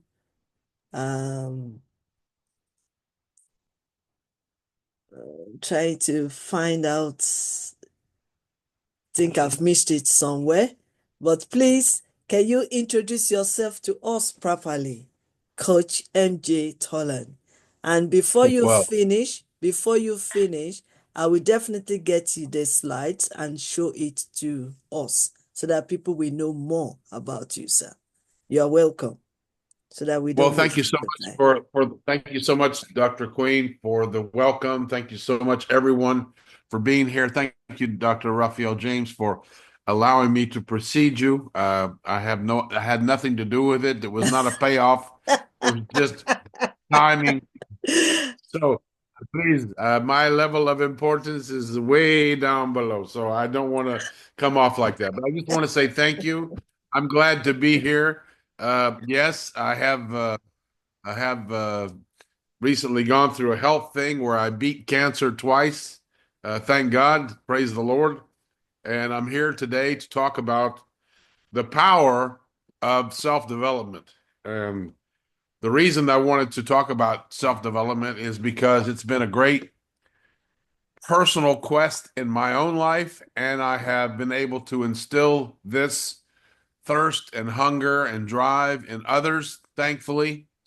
And I have seen magical results become manifested through this uh, advent of wonderful knowledge being searched for, strived for, yearned for, and taken in. So, look, we have so many great notables on the panel.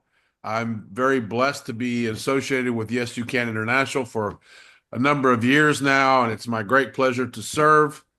And, you know, when we have the opportunity to be able to pass the baton of knowledge, of leadership, of the modeling the way for others, particularly our younger people, our younger citizens, our younger future leaders, then we have done something noble. Because at the end of the day, who are we? We are simply young people who followed someone else's path and grew to where we are today. And for us to take credit for anything is egotistical and preposterous. All we can do is say thank you to our teachers, thank you to our mentors. We've all had them, yet we often forget them. And we start to believe that we are the source of the knowledge. And we have to remember that it all comes from one source. And we're very blessed to be alive and remain faithful so that we can keep our humility and be able to turn the page and serve others. This is the whole point about being here today. You know, we're servants. We're leaders are servers. We're shepherds of others to help them manifest their own ambitions and help them grow into their own personalities today. And so it's with that that I just thought I would share a couple of moments, not a big long sermon. I don't have one of those, but I do have a couple of tidbits, and they spin off of a mantra which I've been using for years and years, and these have a lot to do with my own personal uh, quests, my own personal journeys through the impossible challenges that sometimes life will throw at us, seemingly impossible, let us say. And so the quest and the mantra that I have developed is for those of you who know me and follow me, either my podcast, some of my books, it's the mission I'm possible. And if it's to be, borrowing from Brian Tracy, if it's to be, it's up to me. I'm possible. And not impossible, I'm possible. And I say that because wherever you are in life, whoever you are, whatever you're trying to do or trying to be, whatever situation that seems to be insurmountable, unbelievable, unsolvable, there is always that great children's rhyme, where there's a will, there's a way.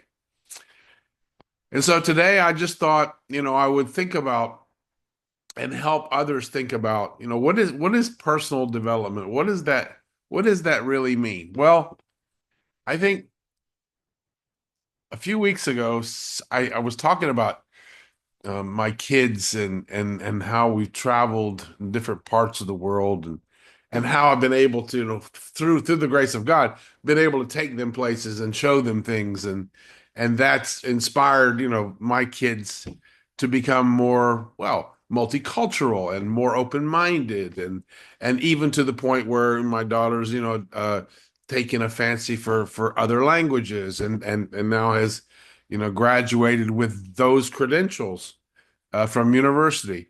And that was all because there's this notion that you can't educate your kids by sticking them on a school bus and hoping for the best. There's got to be another step. And the other step is when we lift our children up, when we lift ourselves up, when they can see that there's a role model, that there's a striving, where there is an effort to improve the situation, whatever the situation is. I go back to a skinny Arnold Schwarzenegger for a reason. Here's a skinny boy in middle of Austria. I mean, nobody even knows the town that he's from, and I can't pronounce it. You wouldn't care.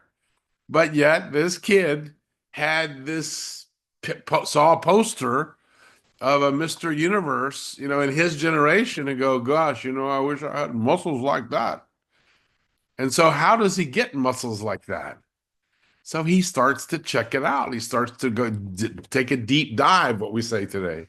And the deeper the dive he takes, the more he realizes that if he develops this incredible superpower of discipline, if he develops this incredible superpower of creating his why, and if he does those two things, he can then create something called his new purpose.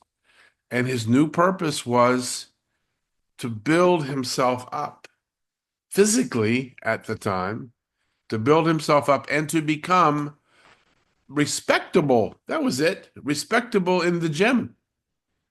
Remember, he was a skinny kid. He wasn't born with all the muscles. So respectable in the gym was maybe his first, accomplishment and his first goal.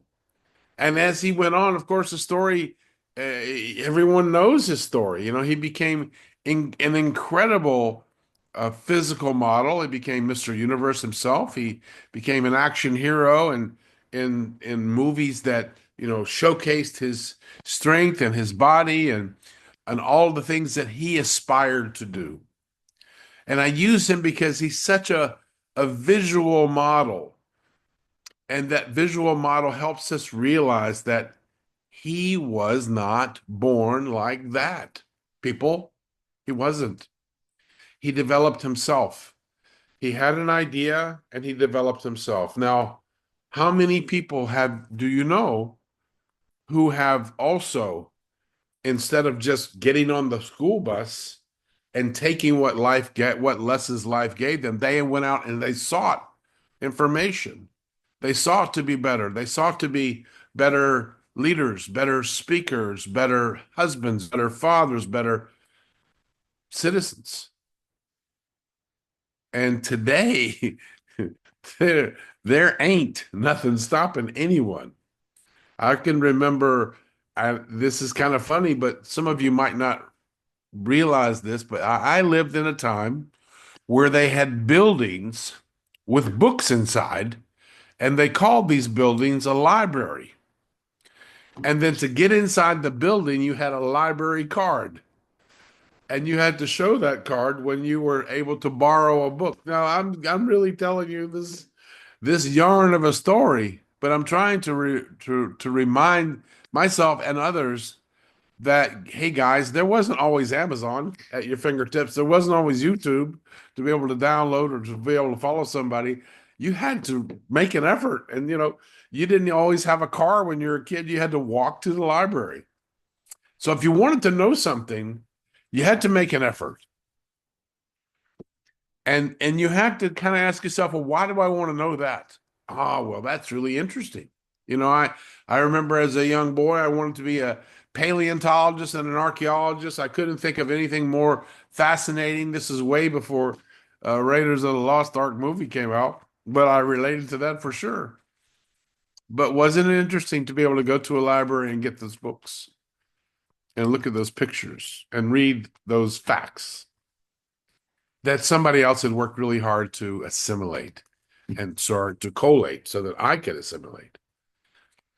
Today, there's nothing stopping anyone. We have the technology is available at your fingertips to find out about any particular topic, to become even an expert from YouTube.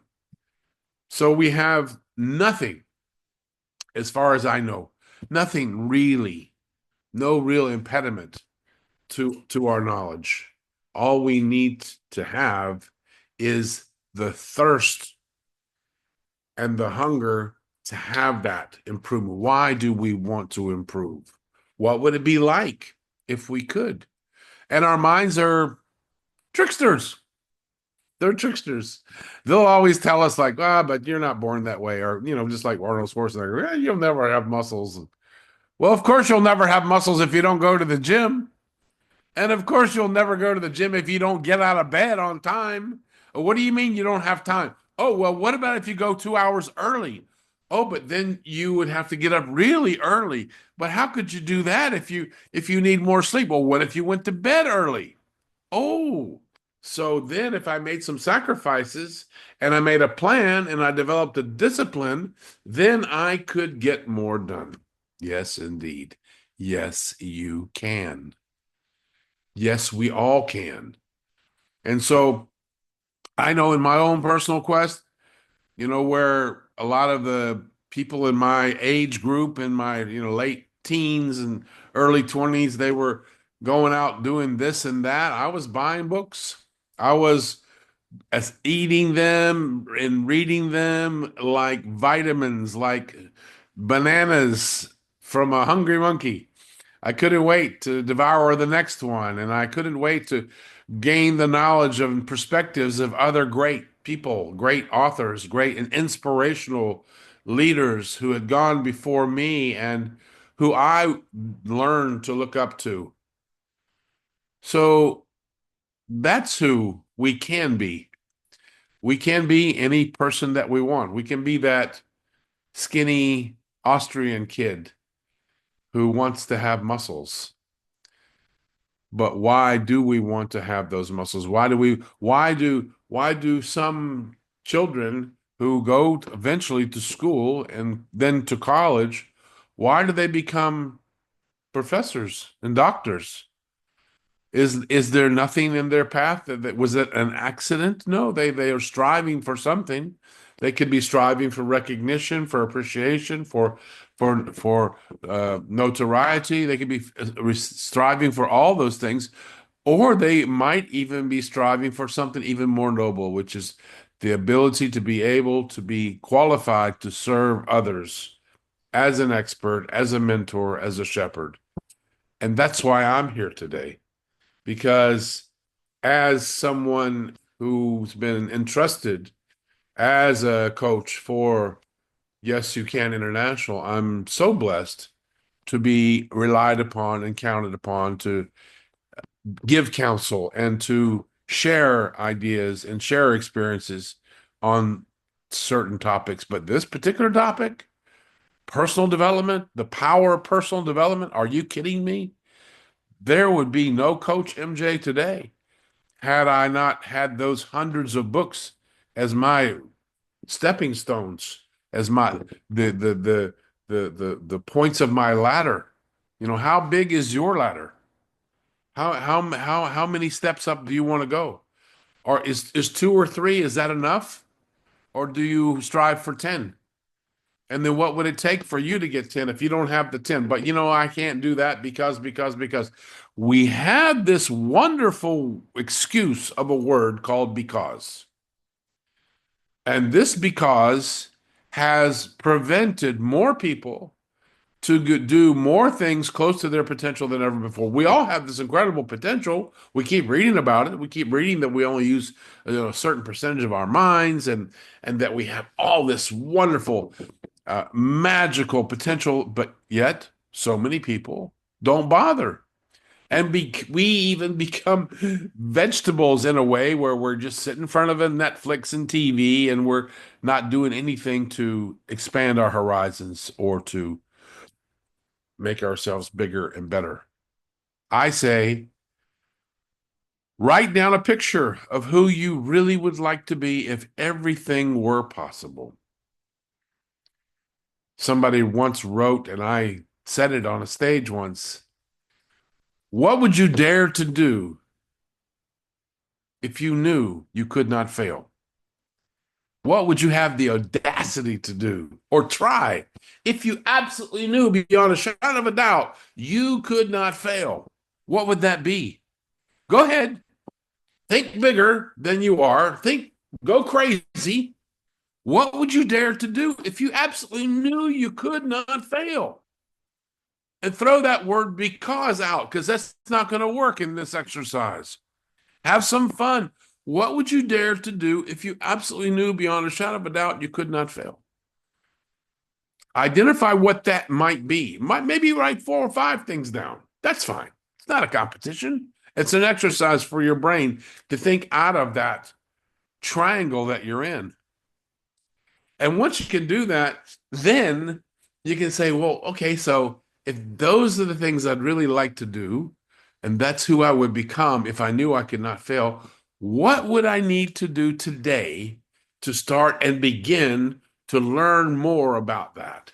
And now you have a path to a new challenge in your own personal self-development. Your own personal self-development could be a health quest. It could be a relationship question. I want to be better at personal relationships. I'm always fighting with my sisters and brothers and parents and spouse. Your personal quest could be that you want to have more time for yourself. And so therefore you'll become a master of time management. Whatever that is, we all have the capability. Once we can define what that picture is, draw the picture. Don't be afraid. Draw a picture of you. It doesn't have to be an artistic Leonardo da Vinci drawing, but you could do it in words. How about, what if you just wrote the word, I want to be, and then, leave that blank. And what do you want to be? How about try better? What would better be? A better you, a better father, a better mother, a better teacher, a better leader, a better driver, a better cook in the kitchen. My wife would pray for that. But whatever you want to be, yes, you can be. Once you decide that that is something worthy of your aspirations, because there's nothing stopping you. We all have the ability to go to the gym like young Arnold did. We all have the ability to turn that gym. That gym is a metaphor. It could be a library, it can be a church, it can be any place you want to go for the knowledge that you wish to seek, for the skills that you want to acquire. Because just taking things as they are and saying, shrugging your shoulders and saying, this is my life, that's it. I mean, I have people on this panel who at a later age, like me, went off and did incredible things and educated themselves. I mean, I have the perfect example in front of me.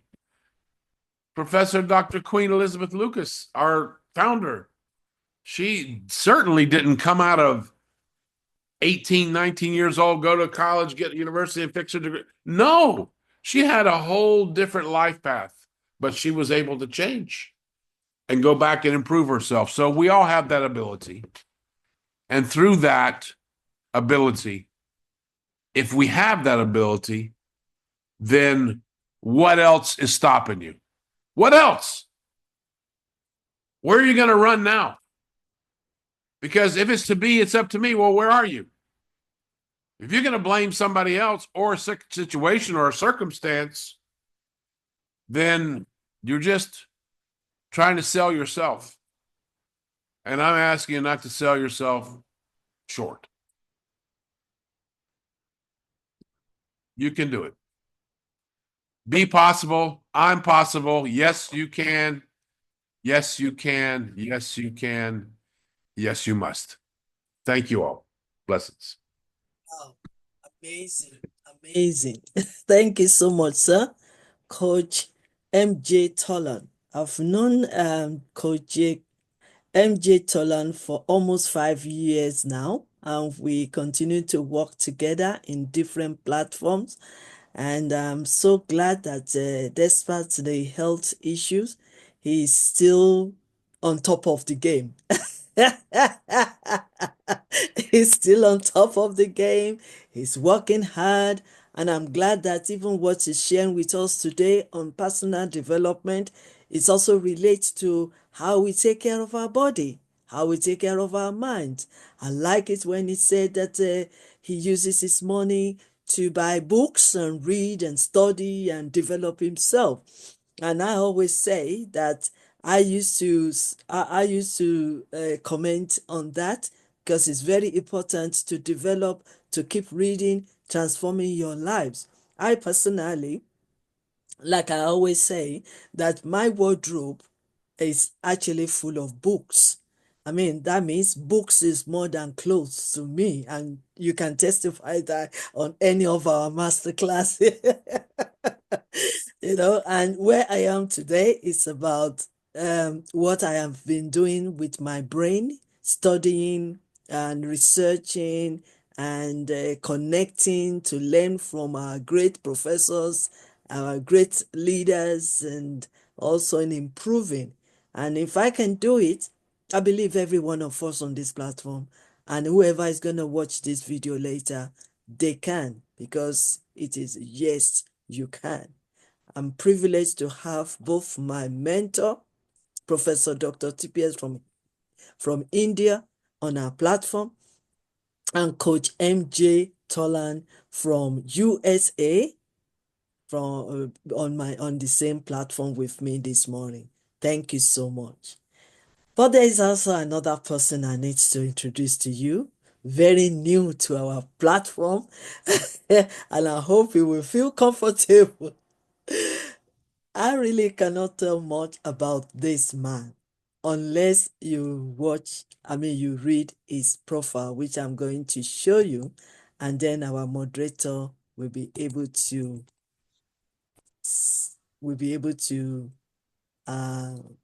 okay. Personally, I will call him Professor, because if you have read his profile, you will know that he deserves to be honored as a professor. But I will just call him Professor Dr. Raphael James, the Director General of Creamed Library Museum in Lagos, Nigeria.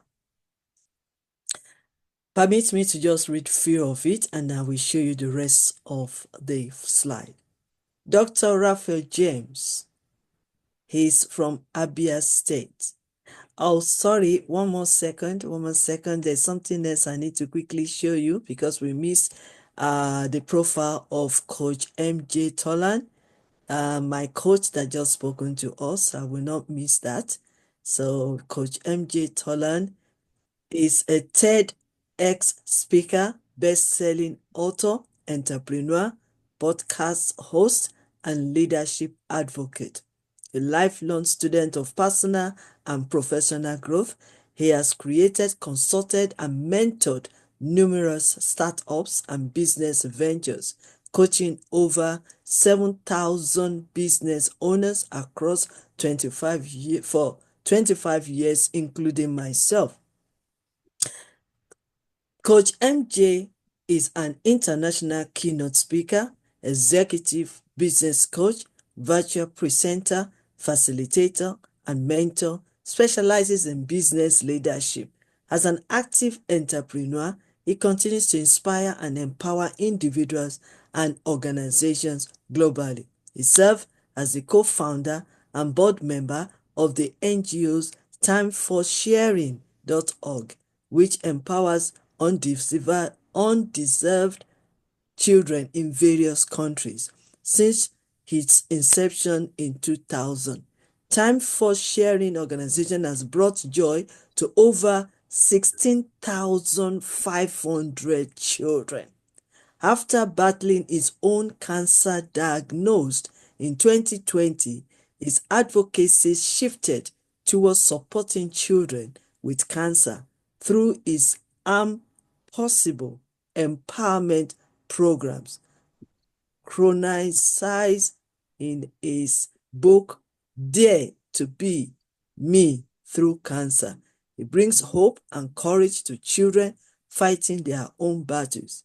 Coach MJ hosts The Real Mission, Possible Show podcast, where he shares motivational insights and stories of resilience from facilitating guests from around the world, and many, many more. So let me just use this time to again say I'm sorry that I didn't show your slides right from the beginning of your talk. Coach MJ Tolan is still going to tell me off anyway. He's my coach. But I have done it now, sir. Okay, so I can Thank you. I can move on. Right. You have absolutely. We appreciate you, sir. And please drink a lot of water and move around. Don't sit too long. Please, health is very important. And I'm saying the same thing to all our great leaders on this platform as well. Okay, now let me go back to what did I do? Oh, hold on a second. I messed up my work. Okay, let me quickly go back to, sorry about this. I think my computer knows how to shape me up a bit. Okay, right. Let me go back to the one because I opened a lot of folders here. All right. Okay, now we will need to relax and also invite another great guest of honor in our midst, Dr. Raphael James, the Director General of CRIMS Museum and Library in Lagos, Nigeria. So like I've said, he's from Abia, married from Ogun State, and live in Lagos. He's the founder and Director General of CRIMS, Center for Research, Information, and Media Development. CRIM is a center that manages information, media and political research, biographical and autobiographical writing, documentation, exhibition, and script editing. A non-political, non-governmental, non-profit making, but standard research developmental institution. It runs a free public library since 2004 in Lagos. The library has over 60,000 publications and is a member of the Network of Books Club and Reading Culture Promoter in Nigeria, NBRP. His library has played host to over 400 authors in Nigeria since its established. He also runs the CRIM Skills Acquisition Center for Women, and he has trained a total of 16,911 women free of charge in different vocations. He is also an historical and educative tourist in Nigeria and he has visited 33 out of 36 states of Nigeria and documented over 610 tourist sites. He has also visited several East and West African countries during his tour. He is the publisher of 2 magazines, the African Dame and the National Biographers magazine. He has written 56 manuscripts and published only 24 books. He is the founder of the richest private museum of Nigeria history with over 48,000 photos and many artifacts and memorabilia. The museum is a partner with the Arab Culture Art Network Icon. The museum also partnered with Culture Institute Nigeria and project. Its museum participated in the National Festival of Arts and Culture 35th edition held in Lagos. He has donated 70,000 books by end of November 2024 across the nation since 2008 when he started his book donation to help bring back the reading culture. He has donated to orphanage and give free motivational speeches to students. He has had the privilege to have met with and interviewed 7 world presidents, and in all, he has interaction with families of 14 African presidents, head of state. He has received a total of 289 awards for his commendable works to humanity. Let me draw you back to say, out of the world presidents includes most of the presidents of Nigeria, and also the President Obama from USA, and many, many more. So we have a lot of informations about our great leader that is joining us for the first time. And we are also privileged to have him as our advisory board member and president of YYCI International, our newly appointed. So let me welcome my friend. Let me also say something that I visited his museum in Nigeria, Lagos in Nigeria, recently with my team, YYCI team. We have Senior Professor Charles, we have Pastor Awodiran, we have other leaders as well that join us in that museum. And please, and including my own crown king, my husband. And the museum blew my mind. The library, the museum, anything you can think of about Nigeria, even before independence, everything is in this museum. So, permit me now to welcome him first time at YYCI, Dr. Raphael James, to share with us his wealth of knowledge. We can't hear you, please. Maybe,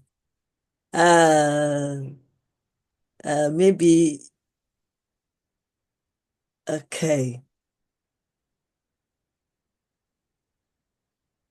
Please have patience with us because this is his first time of joining us. It's because we can't hear him. Something is wrong with the connection somewhere, but I believe that we will get through it. He's been trying to join us several times, so let's just be permitted. Maybe you need to increase your volume. Maybe that is where you need to work on. I'm not a technical person. If anybody can help him, please.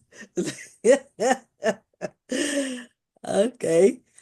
He's still trying to figure it out. Sir, would you please detach the headphones or detach the earbuds?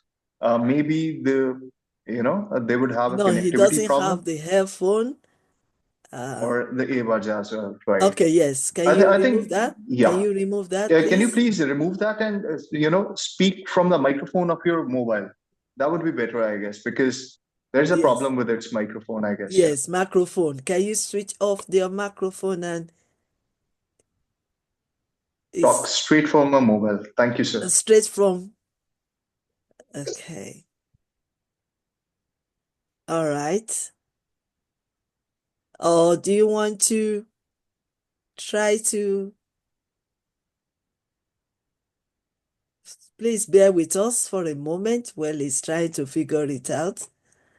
I think maybe I can advise for you to come out and then rejoin. Yeah. Will that work? Come out and rejoin afresh, but not using your microphone. Can that be? Can you do that? Okay, we'll wait for you. So please. All right. Hello? Did you say thank you? Okay. All right. For the time being of waiting for him while he leave the platform and then rejoin again because it's not working at the moment, we will try to move on to call the next speaker, and hopefully if he rejoin quickly, I think he's trying to do something. Let's see if it works because the next speaker is really waiting. Dr. Raphael, can we hear you? Okay, he's joining us now. Let's see.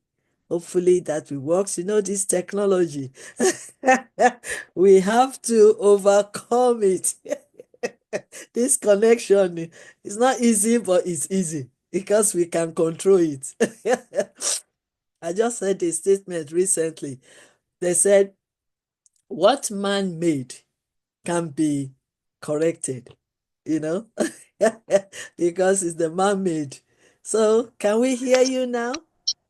Can you hear me now? Absolutely, yes. Okay, I'm happy for Yes, that. absolutely, sir.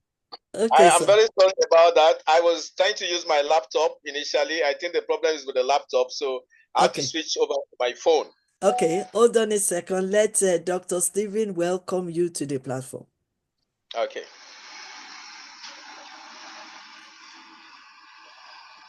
Dr. Stephen, we can't hear you too.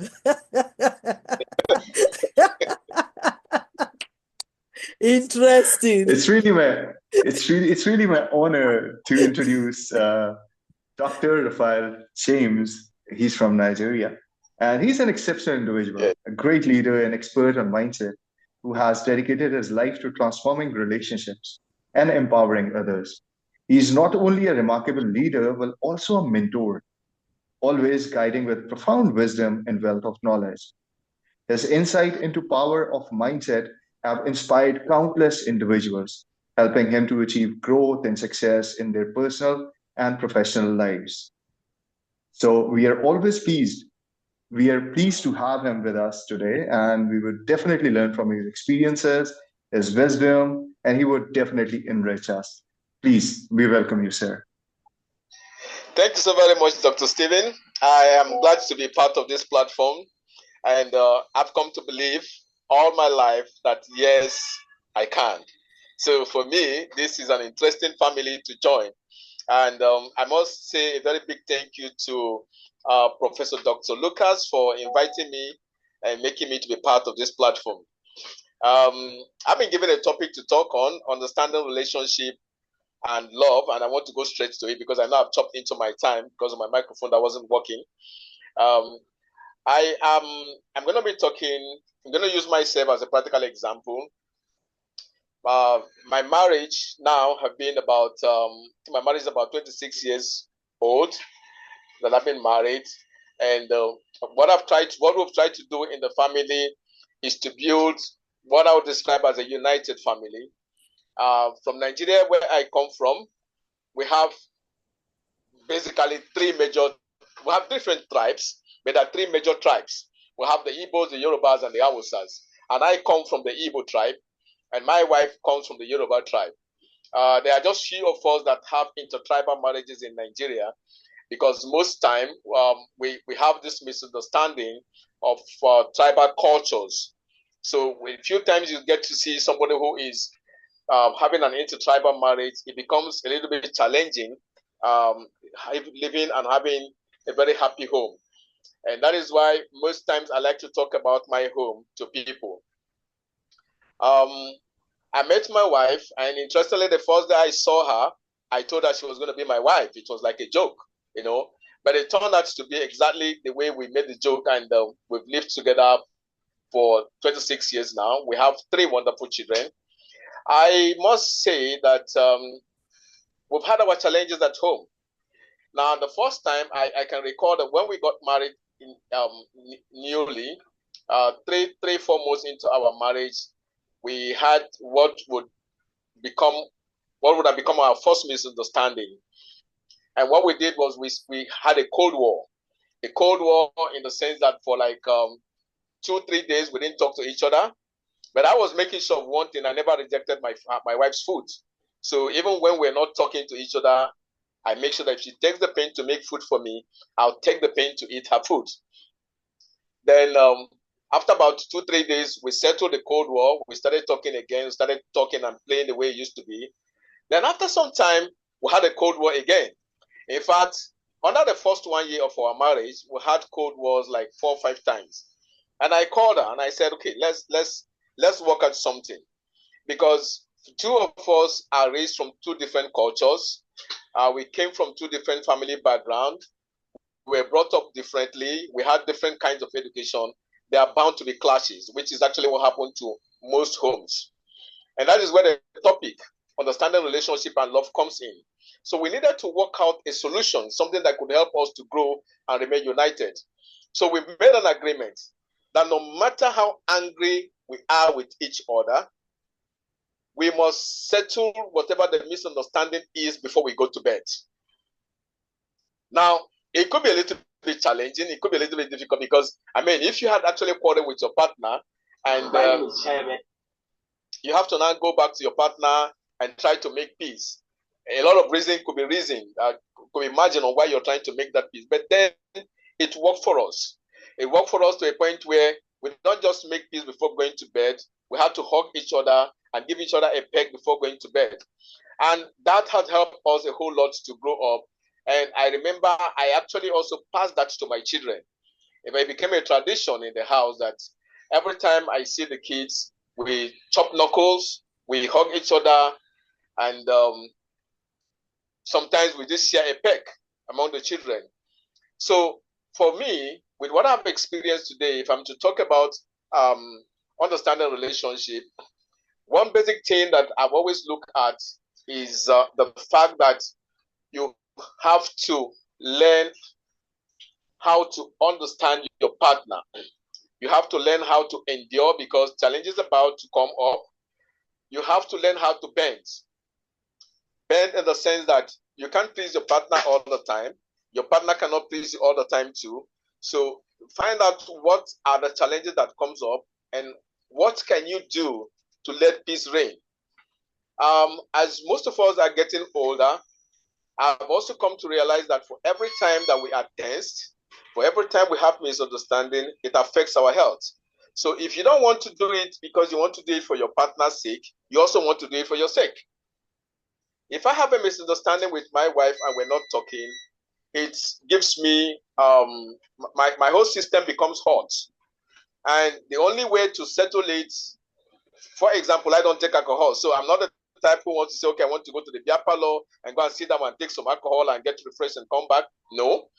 So the only thing I can do is to make peace. And once we make peace, I've come to realize that it helps us to settle whatever challenge it is and even help us to settle our health problem. And having said that, proper communication matters a lot. Now, there's a difference between communication and proper communication. There's a particular example I used to give young couple every time they are doing wedding and they invite me to come and talk to young couple. I always give them an example. I said, now take a look at this. It's going to be your 1 year anniversary of marriage and your husband have gone to work, for example. You are at home as a wife. You prepared a wonderful dish. You're expecting your man to come back on time so you could have dinner together. Then he leaves the office on time, quite on time, so that he can get home at least 2 hours before dinner time and stay with you.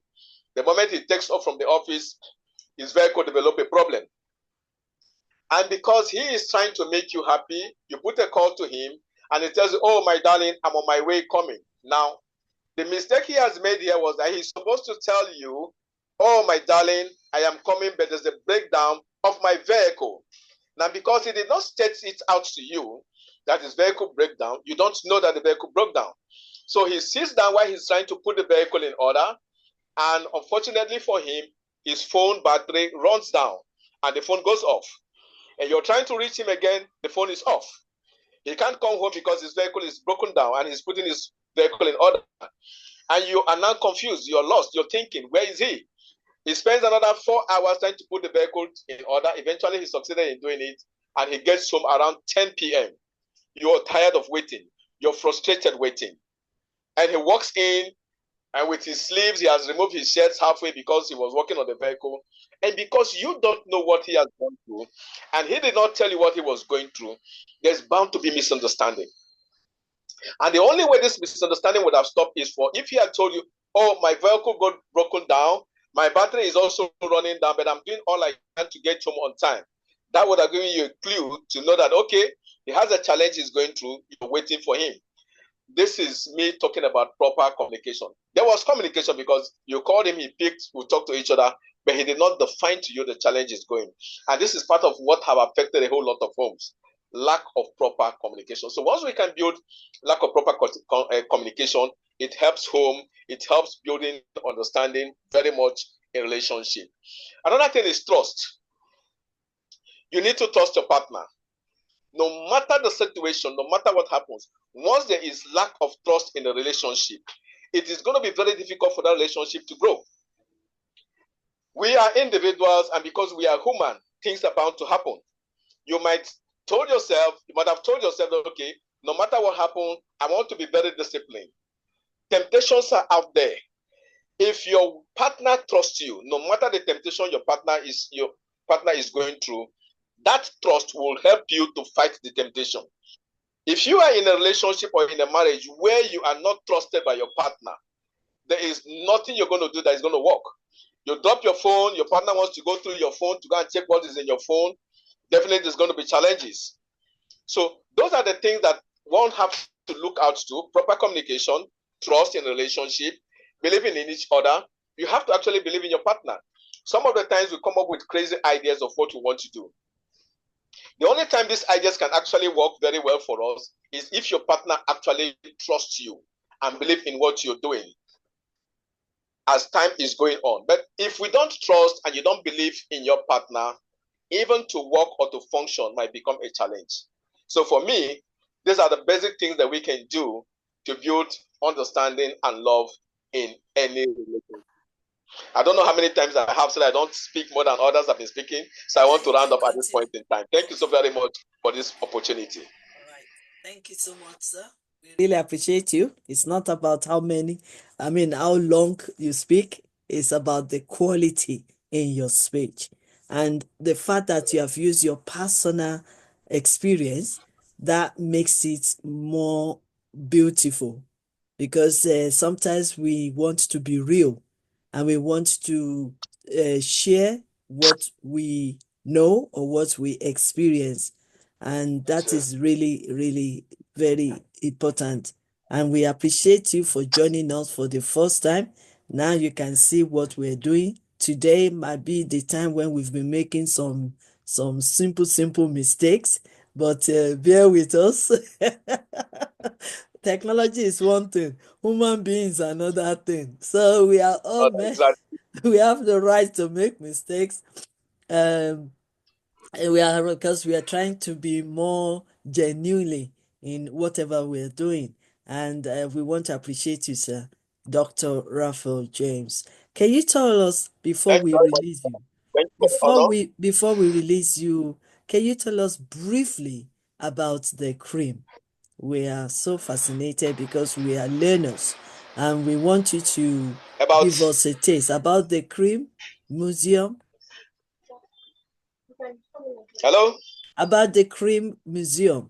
Hello? Can you still hear us? Yeah, you said, can I tell you about your museum? Okay.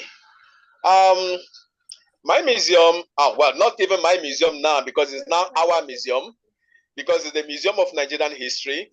What we're trying to do in the museum is this. I've had the privilege of visiting about 28 different museums in the country within Nigeria over the years, and I've seen what they're doing in their museums.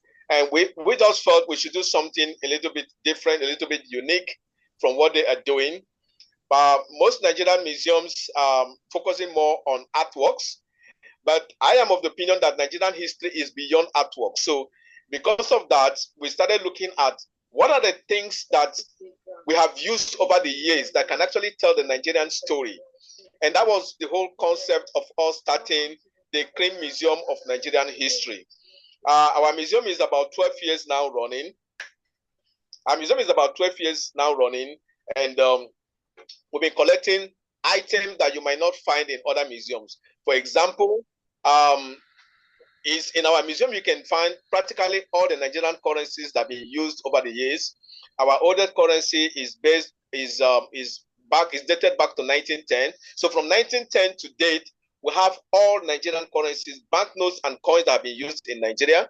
From 1960, when Nigeria became an independent country, we have all the postage stamps that Nigeria have produced from 1960 to date. We also have a collection of glass bottles of beverages in Nigeria. Now, these items I'm actually mentioning that it is only at the Cream Museum of Nigerian History you can find them. I'm not saying that the other museums are not doing well. Of course, they are doing fantastically well. And that is part of the reason why I didn't want to compete with them, because I realized that if we start doing what they are doing, the competition is going to be high, because we might not get most of the items that they have, some of them are dated over 2,000 years. But we decided to do something they are not doing. And that is the angle of looking at beverages, bottles of brands of drinks that have been taken. For example, we have a collection of 23 different bottles of Coca-Cola. You know, all the brands of Coca-Cola that Nigeria have produced from 1952, when Coca-Cola arrived in Nigeria, we have them. The postage stamp, like I mentioned, and some other old items, like we have a collection of over 4,000 Nigerian musical albums, the vinyl records. And sincerely speaking, it is only in our museum that you can find that massive collection in the whole of Nigeria. I'm talking of a country of over about 300 million or so people that we've talked about. Hey. I should mention this, because for every opportunity I have, I use the opportunity to talk about the challenge we're having. We have this massive collection, but we have a small space harboring them. And for every single day, we've been praying that we get some. Hey. So you can see at least you had the click of what he is doing with his museum. And if you need more information, I happens to be one of their directors. So if you want more information, so you want to travel to Nigeria to view the museum and the library, please feel free to... Sorry about that. It's my network. Okay.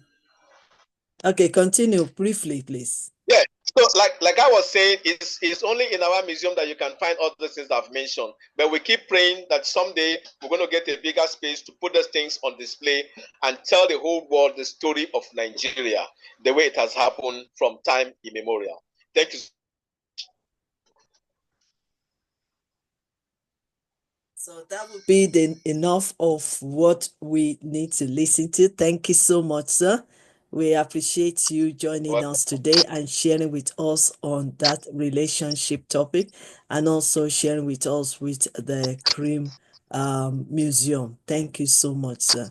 And I believe that please put your, okay, I think the best thing is put your information, how people can get you, how they can visit your museum on our chat box, if you can do that. Chat box, if you can. Okay, I'll do that. Okay. All right. So let's move on quickly. We are now time fast spent, but we still have a couple of great leaders that will be talking to us. We still have Ambassador Agnes joining us to speak today. Chief Ambassador Topechukwu is going to speak to us. I think Ambassador Lukman is going to speak to us today. We also have some other people. We will give them chance so that we can finish as early as 2 o'clock. That means an hour's time. We'll be able to finish up on time because we need to prepare for the evening sections. If you have not joined us for the evening sections, I want to encourage you to do so because it was really powerful. I was there at the background, relaxing and also learning on this same topic, this same mindset for transforming relationship. And it has been amazing. So let me move on. I still don't know who is using 905074. I know you are a very gentle person, quietly sitting down, learning, but it could have been nice if we can see your face or know your name. Please, do something, please. For our sake, we want to know who is with us in this platform. Thank you. Okay, so I want to introduce our next speaker now, and that is Her Excellency Ambassador Agnes Fortune Kano, residing in Ghana, but also from Liberia. Her Excellency Ambassador Dr. Agnes Fortune Kano was born on the October, Monrovia, Liberia. She has been a figure of unwavering dedication and altruistic vision, set on a mission to unify the nation, Liberia, under the Marine Foundation and GAVA blueprints, including other significant contributions for prosperity and quality education for the Liberian people.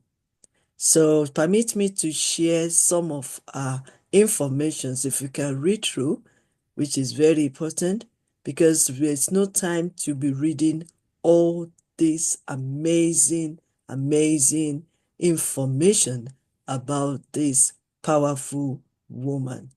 So, he's a great leader in the society. He's also one of our ambassador, advisory board member, and matron of YYCI International. He's the founder of GAFCA. I believe that she's going to tell us the full name of GAFCA so that we can have more knowledge of that. Before I put her on, I would like to encourage our speakers, our members, our great leaders on the platform to put your information on the platform. I guess Coach MJ Tolan is still with us. Please put your information on the chat platform, chat box, so that people can connect with you, sir. Okay, so permit me to allow Ambassador Lucas Emmanuel, are you still with us? To welcome Ambassador Agnes Fortune Kano to speak to us this afternoon. All right, Mom. I want to use this opportunity to welcome our great ambassador, Ambassador Agnes Fortune Kano, a woman of potential, for the wealth of knowledge that you have. We're glad to welcome you to this platform for the second day of this masterclass. Ma, you are highly welcome. The stage is yours, ma'am. Okay, this is your slide, and you are welcome. Okay. First, I want to say thank you, Dr. Lucas, for giving me the opportunity to learn, to share knowledge, and meet very interesting people. I'm very happy to be part of YYC for the last, since 2018. I've learned so much, and I'm keep learning. That's why I'm part of YYC. I'm member for lifetime. Thank you so much for being my mentor, for pushing me to reach my full potential. I'm very excited today to speak on diplomacy, cross-cultural relationship. and interpersonal relationship.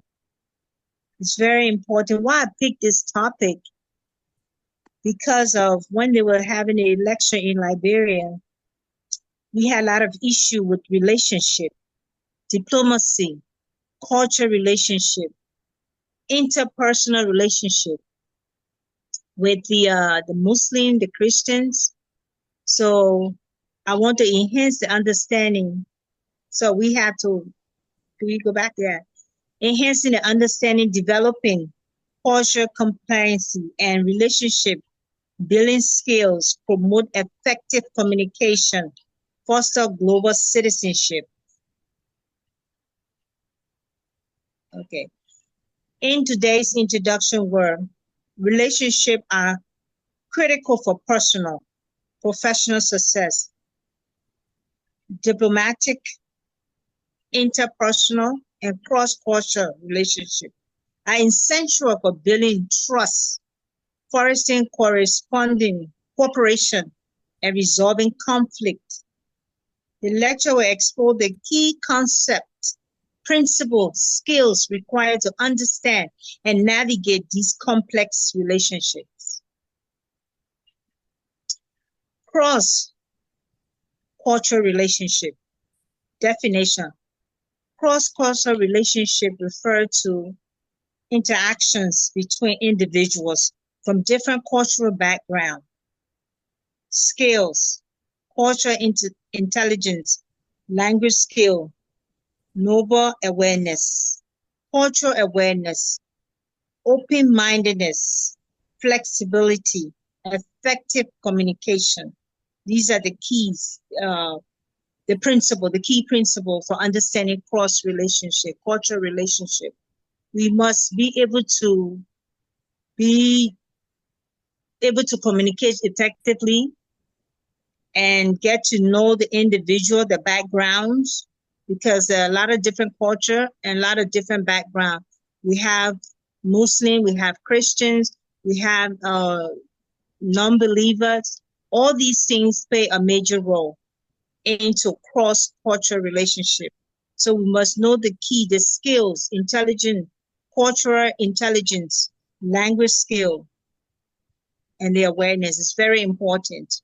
Effective communications. Definitions. Diplomatic relationship refer to the official interaction between representatives of different countries, organizations, or interests. Key principles. Respect for sovereignty, normal manual benefits, effective communication, cultural awareness, skills, active listening, empathy, negotiation. Active listening is very important to effective communication. Is very, very important. The skills that requires active listening, empathy, and negotiation.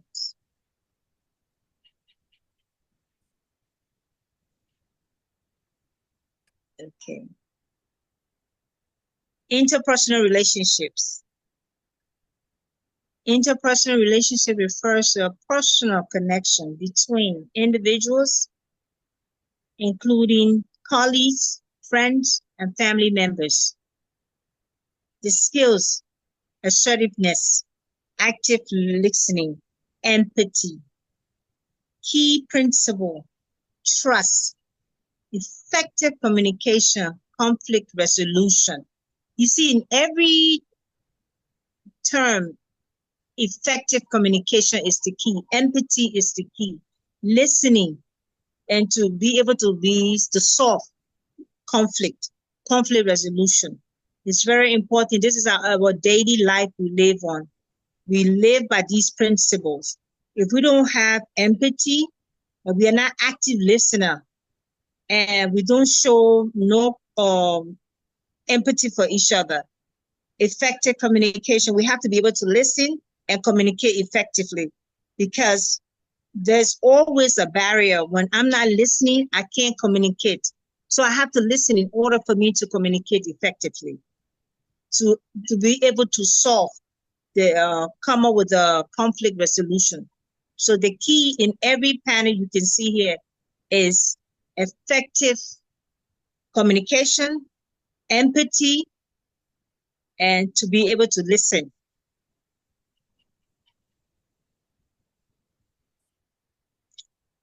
Next.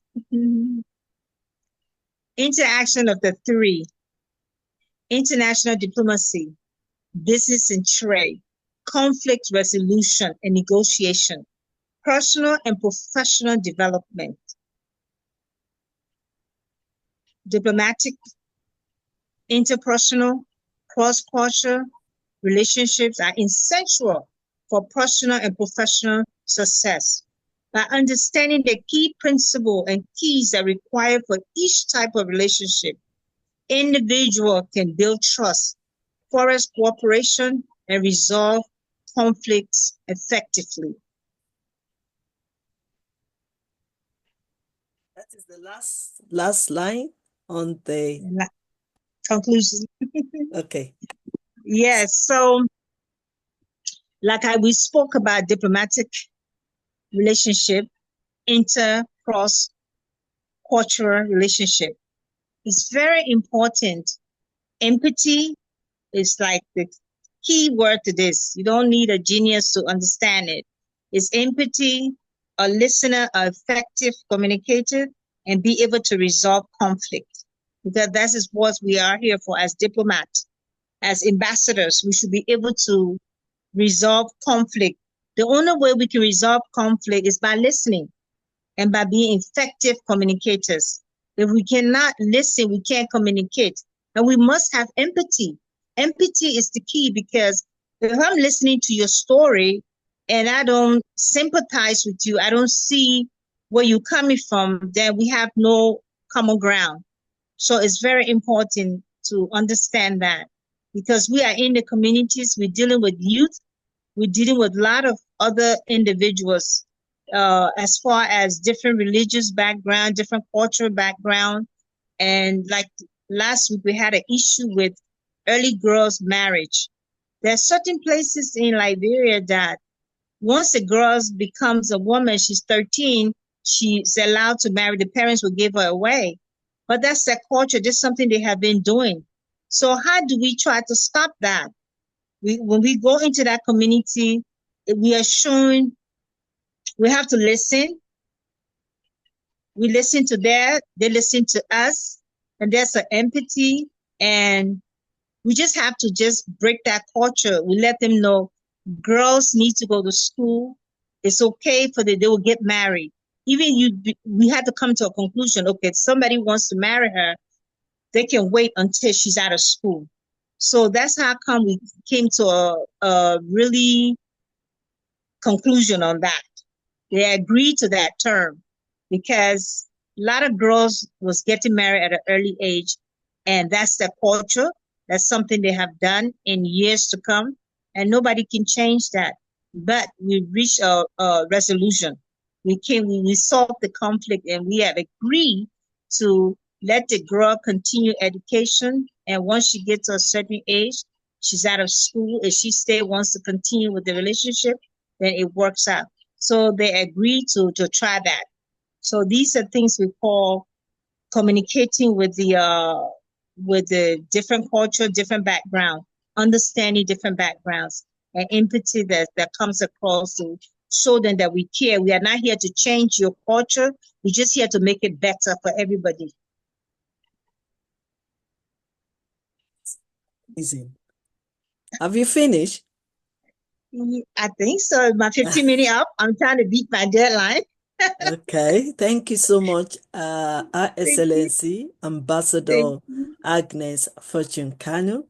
And I know that you were preparing for the evening section, but we just want to come and share it also with us on this platform this morning. I know you are very, very busy, but we appreciate your time and thank you for joining us. And we are looking forward to listen, relax this evening as you also teach us in depth on this your topic. Thank you so much. We appreciate it. Thank you so much, Dr. Lucas. Okay. I appreciate it. Thank you. Yes. We are rounding up now, And we have Chief Ambassador Dr. Topechukwu Princess. Are you ready, ma'am? Are you here? We just want to check that one. Okay. Are I you am ready? here. Okay. Yes. Right. Okay. So I'm just going to show you slides of your information, and then I will hand over to Dr. Stephen to welcome you to the platform. Okay. So, in our midst, we have Her Excellency Ambassador Captain Princess Topechukwu, Chief Andaibo Diorama of Igbo 1 FCT, Abuja, Nigeria. So I'm going to show a little bit information which I just received. Okay, hold on a second. Let's do it from here. Okay, so we have a confident, articulate, and professional female who strive on challenges and always trying to find answers to questions. Highly innovative, charismatic, convincing, well-educated, and approximately experienced in discharging a duty with sound analytical mind. Ambassador Topechukwu is one of our advisory board member of YYCI, and also we've been together for a long time. He's also the African Women Ambassador of YYCI. So if I have to read all accolades here, we won't finish on time, but probably she's going to mention one or two things about her as well.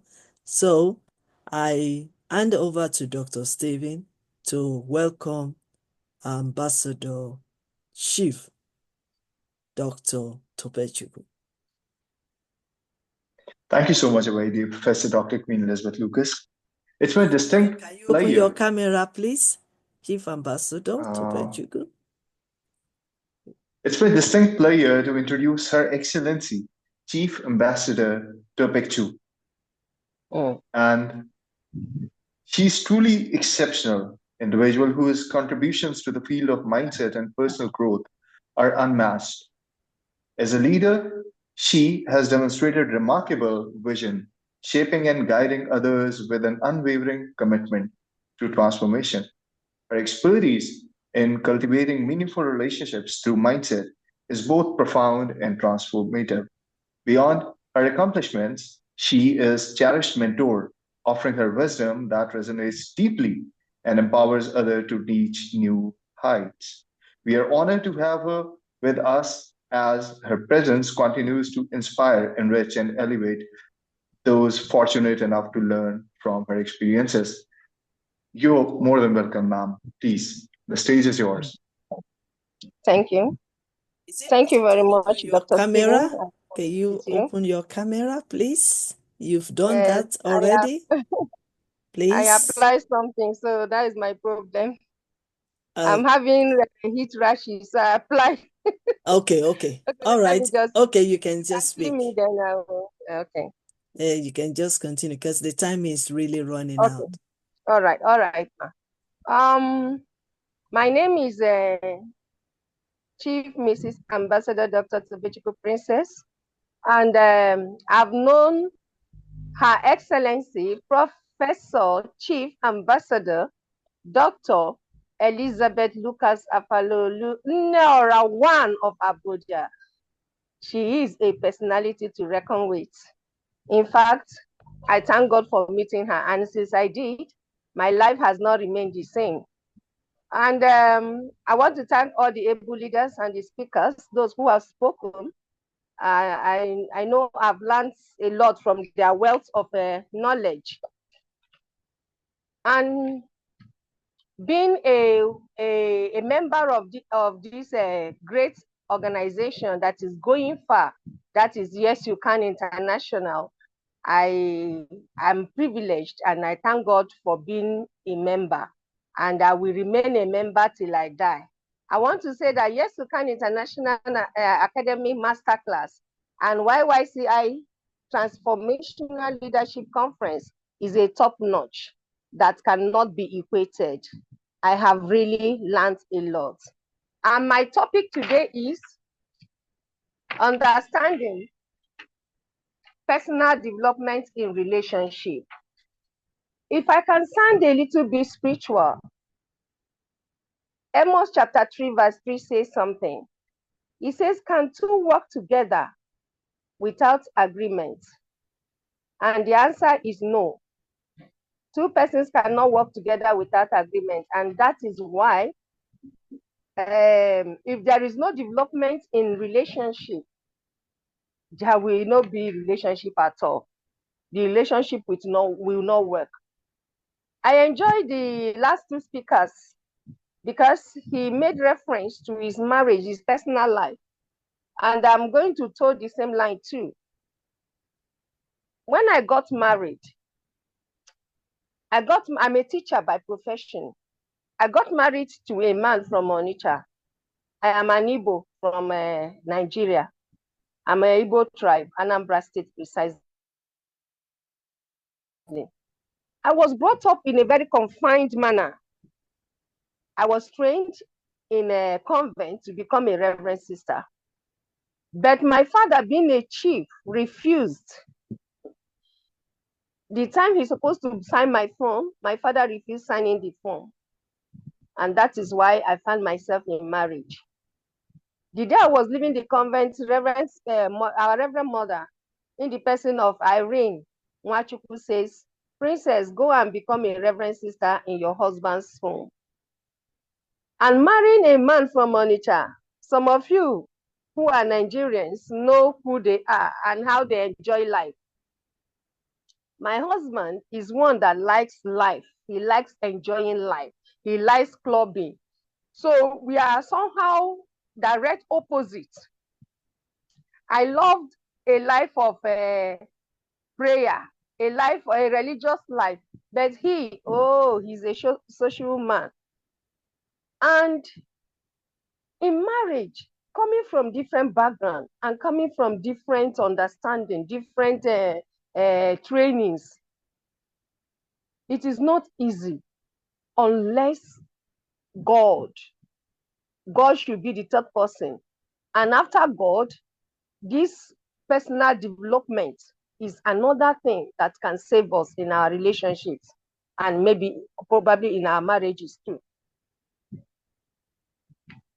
Some people realize that they are beautiful.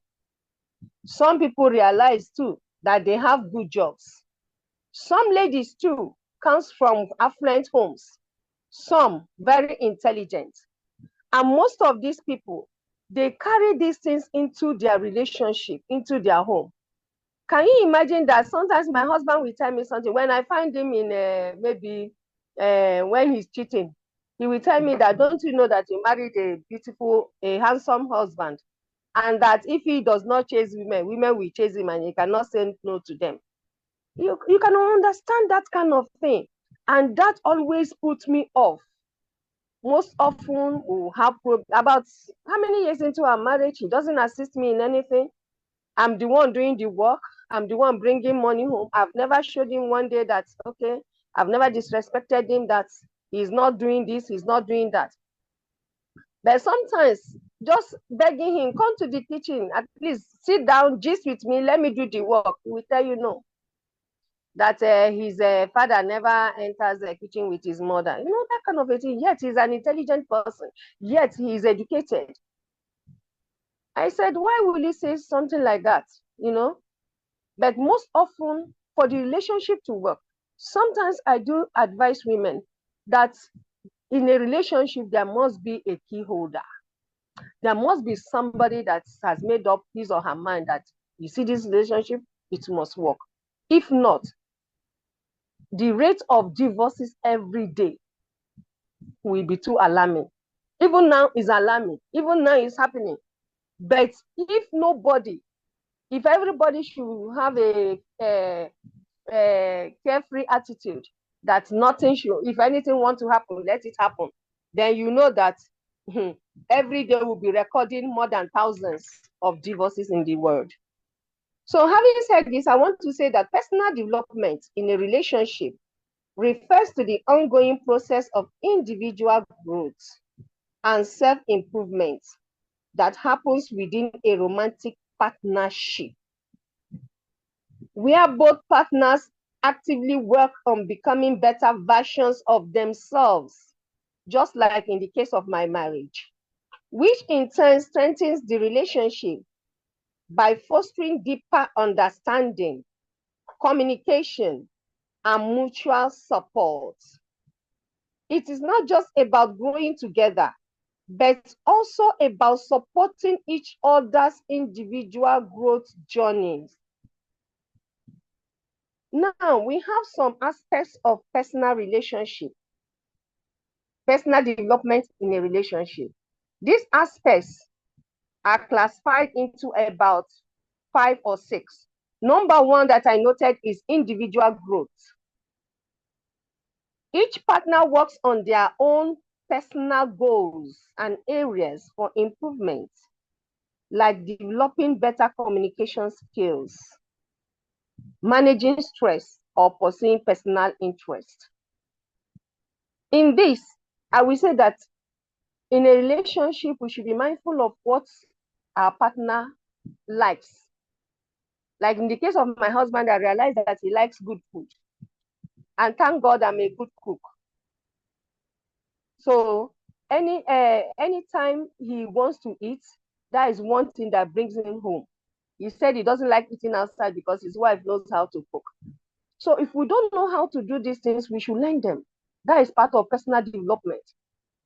We should go for training to learn how to cook, to learn how to do one thing or the other that our spouse likes. And you see that it will enhance togetherness at home. Another is mutual support. Partners actively encourage and uplift each other's growth, providing positive feedback, celebrating achievements, and offering assistance when needed. Another is open communication. I do say that where there is no communication, there is no relationship. Honest and open dialogue is crucial to understanding each other's needs, challenges, and aspirations related to personal growth. Another one is adapting to change. We are told that the only constant thing in life is change. As individuals grow, the relationship needs to adapt to accommodate these changes and evolve together. And what are the changes we are talking about? For instance, my husband will call me Mbeke. I don't know if you know what is Mbeke. Mbeke means local woman. Why is he calling me Mbeke? Not that I don't know how to speak good English. Not that I don't know how to dress. But why he calls me Mbeke is because I don't do makeups. I don't wear makeups. I don't wear earrings and all that. So he calls me, he wants me to be wearing trousers. He wants, and these are not my upbringing. It's not part of my upbringing. But at a time for peace to reign, at a time for the relationship to grow, I have to start doing those things more gradually. Sometimes when he wants us to go out in the evening, I will put up trousers. You know, I'm not comfortable, but I have to do it. So these are the changes I started adapting in my life in order to keep my relationship. Then another is reflecting on dynamics, regularly assessing the relationship dynamics to identify areas where personal growth can benefit the partnership. Now, how personal development can development can benefit a relationship? Stronger connection. It brings about stronger connection. When partners are actively working on themselves, they can bring a more positive and supportive presence to the relationship. It also increases intimacy. Sharing personal growth journeys can deepen emotional connection and understanding. Sometimes too, when you find out that, like, there is an instant, there is a couple in my compound here, in my where I'm living presently. The lady did not go to school. And this man, you know that the lady did not go to school. She just, I think she's just a school sat leaver. You married her. The marriage is not up to 5 years now. She has given this man 2 children, a boy and a girl. But each time she does little mistake, the man will start abusing her. Illiterate like you. And this. That, do you have any value in my life? Do you add any value in my life? Can you imagine? Each time she cries, the other day is because she was cooking and mistakenly the beans got burnt small. It becomes a great problem. Now I told her, I said, look, you have to do something to make sure that you keep this relationship. Since going to school, not going to school is a problem, why not tell him that you want to start adult education? Why not go back to school, get your certificate, and go to pass your YYCI and your exam, and then go to university? Maybe it will save it will save you this relationship. You can see. So this is part of development that one can do in order to do what? In order to save a relationship. Another one is being resilient. Individuals with personal growth mindsets are better equipped to navigate challenges and conflicts within the relationship. And then positive role modeling. Seeing a partner actively working on self-improvement can inspire similar behavior in oneself. So role modeling, and that is what YYCI is doing presently. Above all, the importance of personal development in relationship is growth. Growth is essential to any healthy relationship as it promotes mutual understanding, respect, and the ability to adapt to life's ever-changing circumstances. If one partner is stagnant, it can lead to various issues that strain the relationship or partnership. As my queen, my global queen is my role model. Can't you see, whenever she's doing anything, she carries her husband along. She tells me he is her king. And I want to say that my husband too is my king. When he calls, you will hear Olowo Rimi, Ayanfemi, Oyomu, Odimnobi, my king. I praise. So with this, as she has taught me, I want to believe that I will continue developing in my relationship so that it will go a long way. I also want to tell you that, please, she is a woman that has helped me a lot. I'm the founder and national president of Liberate the Women Initiative. Presently, my global queen has done something that I will never forget in my life. There is a woman with sympathetic story, a woman that her husband left for over 8 years and now did not ask for her 6 children. And just last 2 months, December, we learned that he died in Singapore. Presently, she's enjoying our global queens, what will I say? What is this word I want to use? Generosity. She has started learning. She's now doing training on catering. She's now in catering school.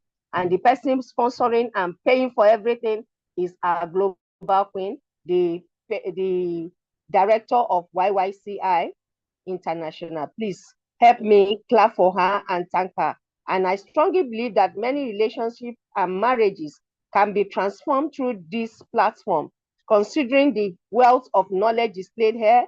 And on this note, I say I can, you can, and we can together. God bless you and thank you very much.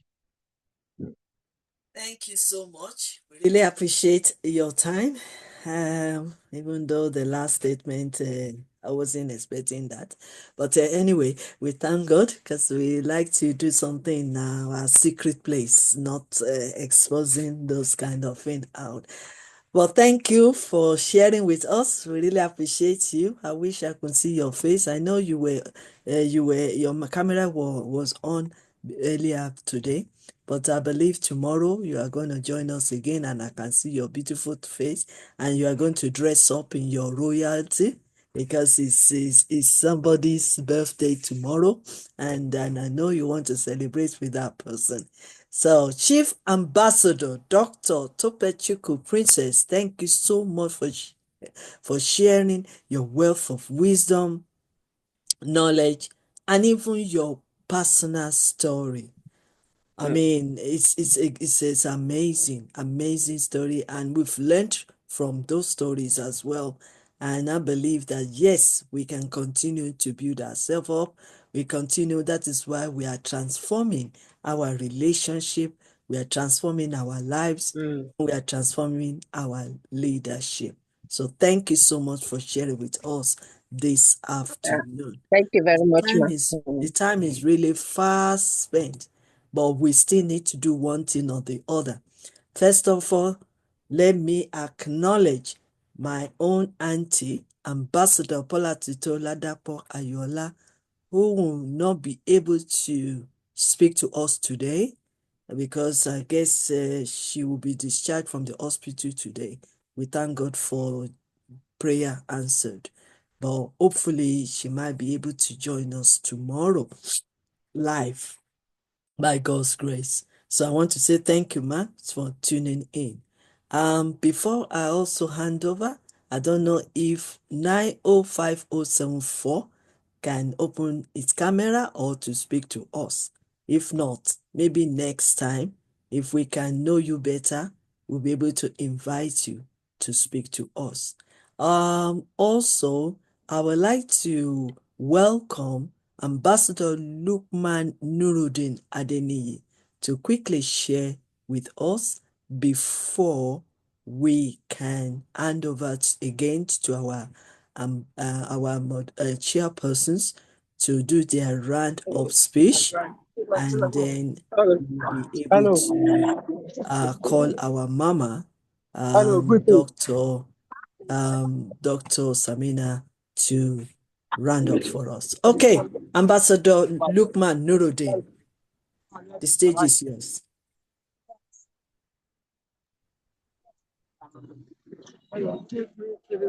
Everyone, my name is Lukman Nuruddin, and I use this opportunity to thank everyone in this platform for sharing their ideas, their expertise, and YYCI Academic Masterclass.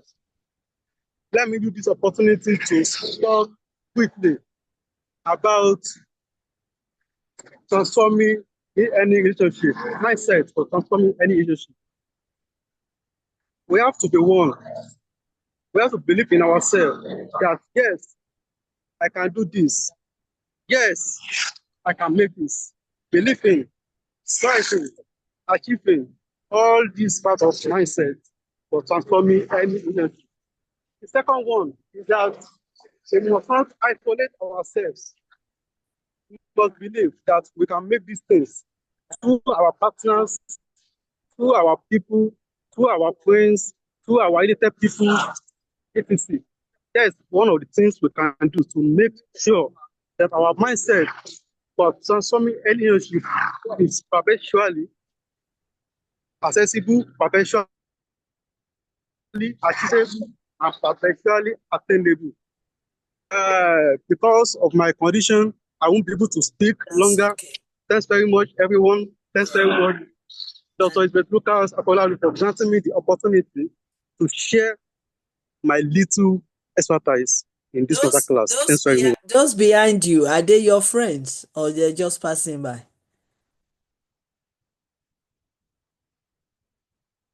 Hello? Okay.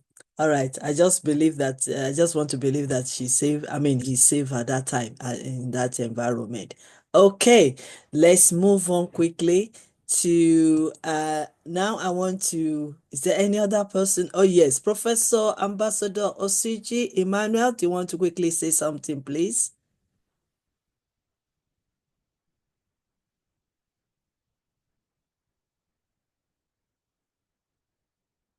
Hello, Professor Emmanuel Tosi.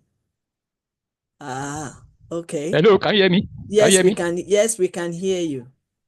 Yeah. Greeting everyone. First and foremost, I would like to appreciate the Almighty God for giving us the opportunity to partake in this conference. Also appreciate our mom in the house, Professor Dr. Queen Elizabeth Lucas. We appreciate you so much for giving opportunity to partake in this conference. We pray that God will continue to strengthen you, protecting you for the task ahead. Yeah, I'm speaking on understand relationship and love. I will take us back to the root of relationship and love, because when we talk of relationship and love, we are talking about the attributes of God, the qualities of God. Are you with me? We are talking about the qualities of God.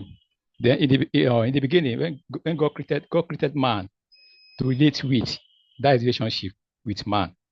He further created woman so that man can relate with woman. That's a relationship. That will take me to define what is relationship. That is, relationship is defined as connection, association, or involvement between two or more people. Between two or more people. That is what we call relationship. Because relationship is our communication between two or more people. Relationship is not only for one person. It's how people related with one another. And the rest of benefits and the rest of benefits concern relationship. Relationship provides emotional support that helps useful love and value. We can also establish connection and create opportunity. Relationship, we learn from each others. We also able to improve our ability to communicate with each other. Then it helps us to find a sense of belonging. Help us to recover from disease, and also strengthen our immune sometimes. Also letting our life give us long life sometimes. And it helps us with less stress, better healing, cooking, and also for our own personal growth. That's all about relationship also. Also, I'll go back to love. I've said before that relationship and love, they are the attributes of God. They are the qualities of God. And in the beginning, God said that love your neighbor as yourself. Who is your neighbor? God did not say that if you love your tribe, your religion, or anything else, love your neighbor as yourself. Your neighbor is someone that is around you, someone that you meet every day of your life. Because if you love your neighbor, you will not hurt him or her, you will not abuse her, you will not kill her, you will not do any sort of evil thing to her, because you are not doing it to yourself. Like I'm saying, that's why I'm saying that that's why love is defined as a strong affection or feeling of deep attachment toward someone or something. And we have a lot of attributes of love. If you love someone, you will be patient with that person. And if you also love someone, you will be also kind to the person, And you're not heavy or bogus or arrogant or rude if you are in love. And again, it does not exist. Love does not exist on its own way. You cannot do your own thing your own way. So far there is love, we try to understand each other. Again, I'm saying that it is not irritable. It is resentful. Are you with me? And not rejoice. Anything, if you say anything bad, anything wrong, you will not be happy doing it. You will not be happy with it. But if you say what is right, you'll be happy. And that is true love. I would like to say this in conclusion, that love can avoid conflict and give grains instead of image. I mean, you can give food instead of ammunition. That's all about love. And together, we can share love. Thank you.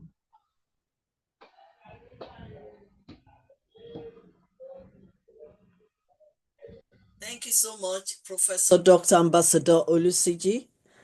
We wish we can. I know that you can combine both the video and the audio together, so I do understand that. Thank you so much for your willingness to learn with us and also to share your points on relationship with God and also love. Love is very, very important in relationship. And I believe that if every one of us can incorporate that love into our lives, I believe that the half of the problem in the world could be solved, because it's because we are out of love that we were involved in so many things. And love and peace works together. but the greatest is love. So thank you so much, Professor Ambassador Osuji, for sharing with us this afternoon. Yes, I keep on saying that the time is fast spent, but I will not just round up like that without bringing him back, my chairpersons of the day, for them to also share their views about what we've been talking about, their own opinions, and also to talk about this mindset for transforming relationship. So I'm going to give them few minutes, let me say about 5 to 10 minutes. So Dr. Stephen and Ambassador Lucas, let's go first to Ambassador Lucas to share with us. Can you open your camera?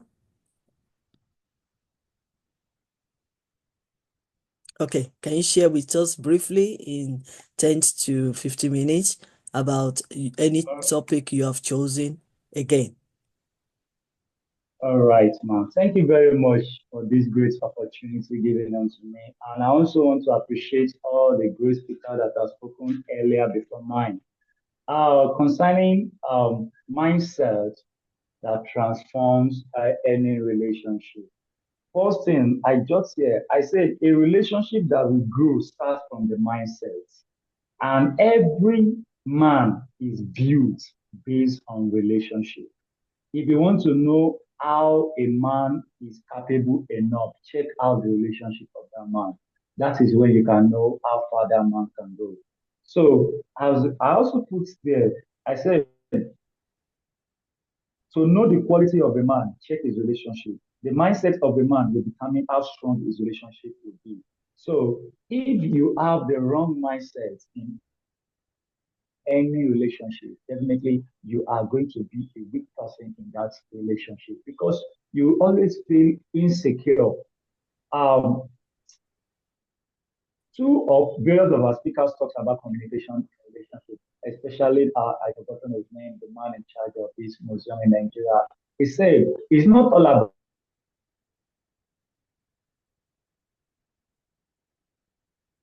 communication alone in a relationship, but you must is by giving an example that the car broke down, you have a car broke down, you only told your wife that you have an issue, but you never said this is the to you. So you must have a quality communication in every relationship. It's always been attached with communication. Yeah, again, one of our speakers said this. I think that is Professor Tiki that said that a relationship has to do has a connection with technology. And as you can see, in this world that we are now, we are in a digital world. You see that everything here is being connected one from one technology to another technology. Now, let us use human as a point of contact. Before a man can be a man, there must be a connection that connects every part of the body together. My hand cannot stand alone, can say that he alone is called Lucas. No, it's every part of my body that connects together to become a man, to become a proper man. And that is how a relationship be. So in everything that a man wants to do or to know that he wants to go far, check your relationship. What type of relationship are you building? And what is the mindset do you have towards that relationship, which is very, very important. I will round up by saying this, that relationship is what builds a man. Thank you very much. I really appreciate you for this great opportunity. Relationship is what built a man. I love that. I love that. Thank you so much.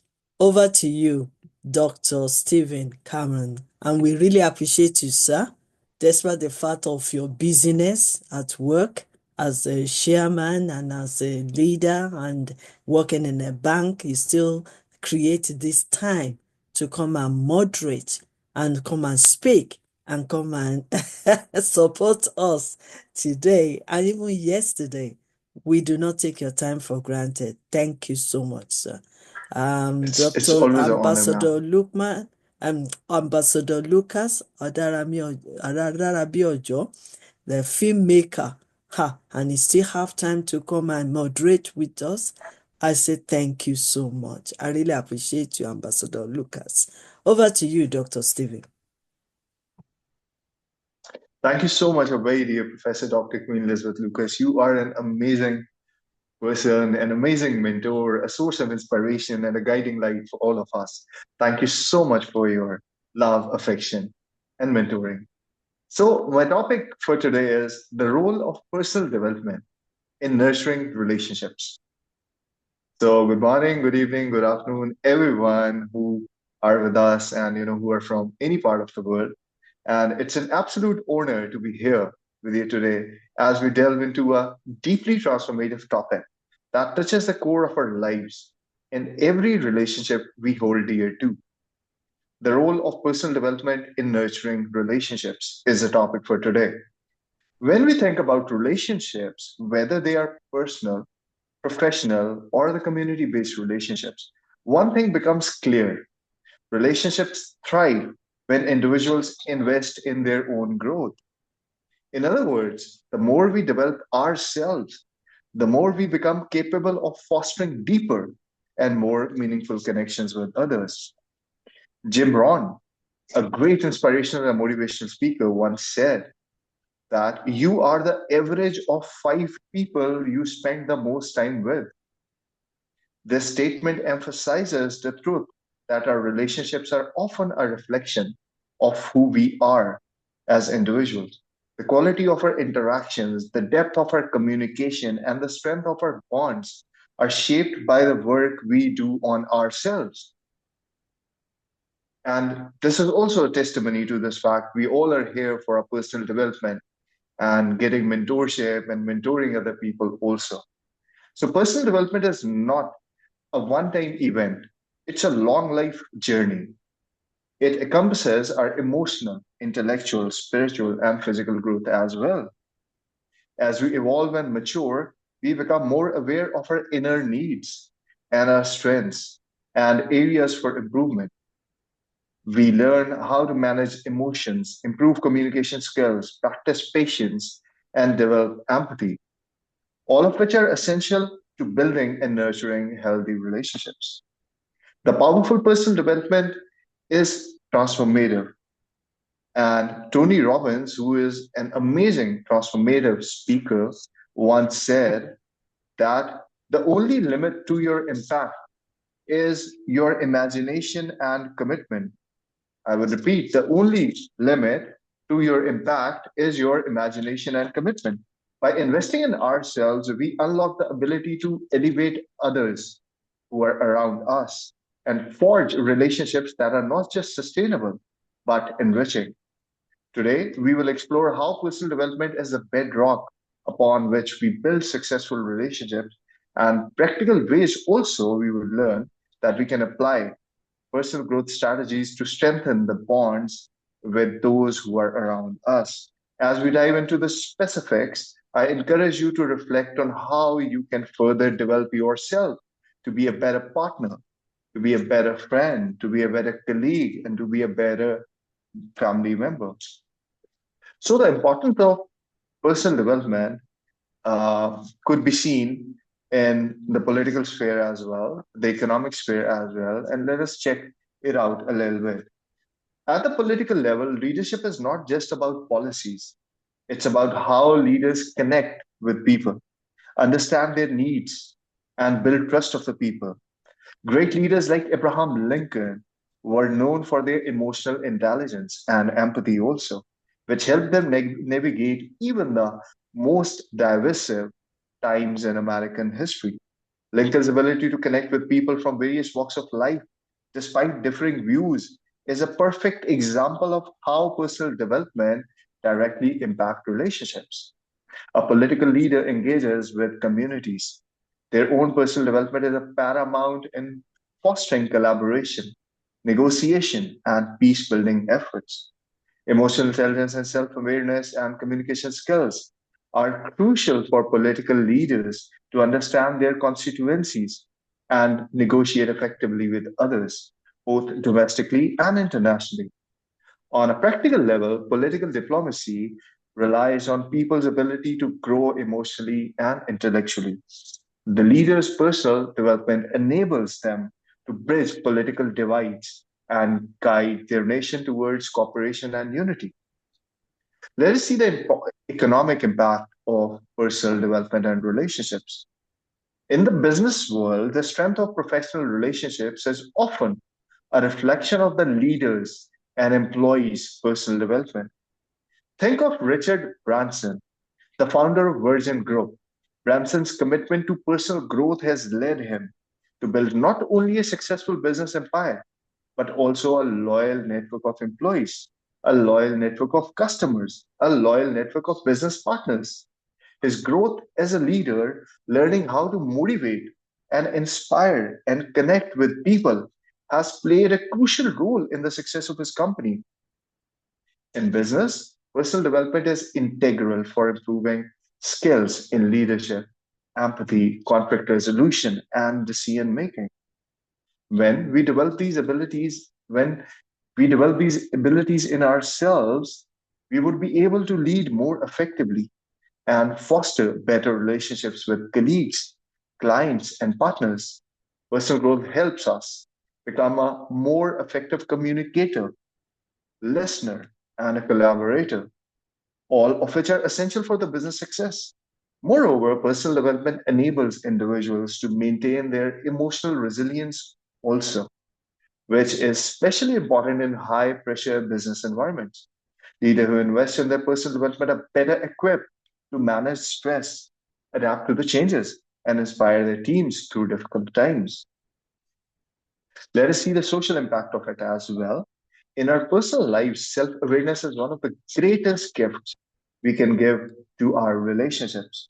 Stephen Covey, in his iconic book, The Seven Habits of Highly Effective People, write about the importance of self mastery as a foundation for effective relationships.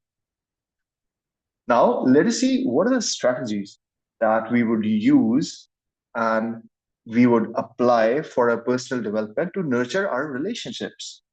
Number one is develop self awareness. Self awareness is the foundation of personal development.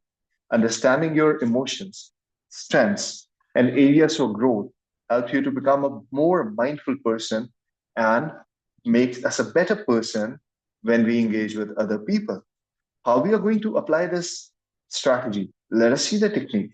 So we have to keep a reflective journal to track our emotional responses, our actions, our thoughts in our relationships.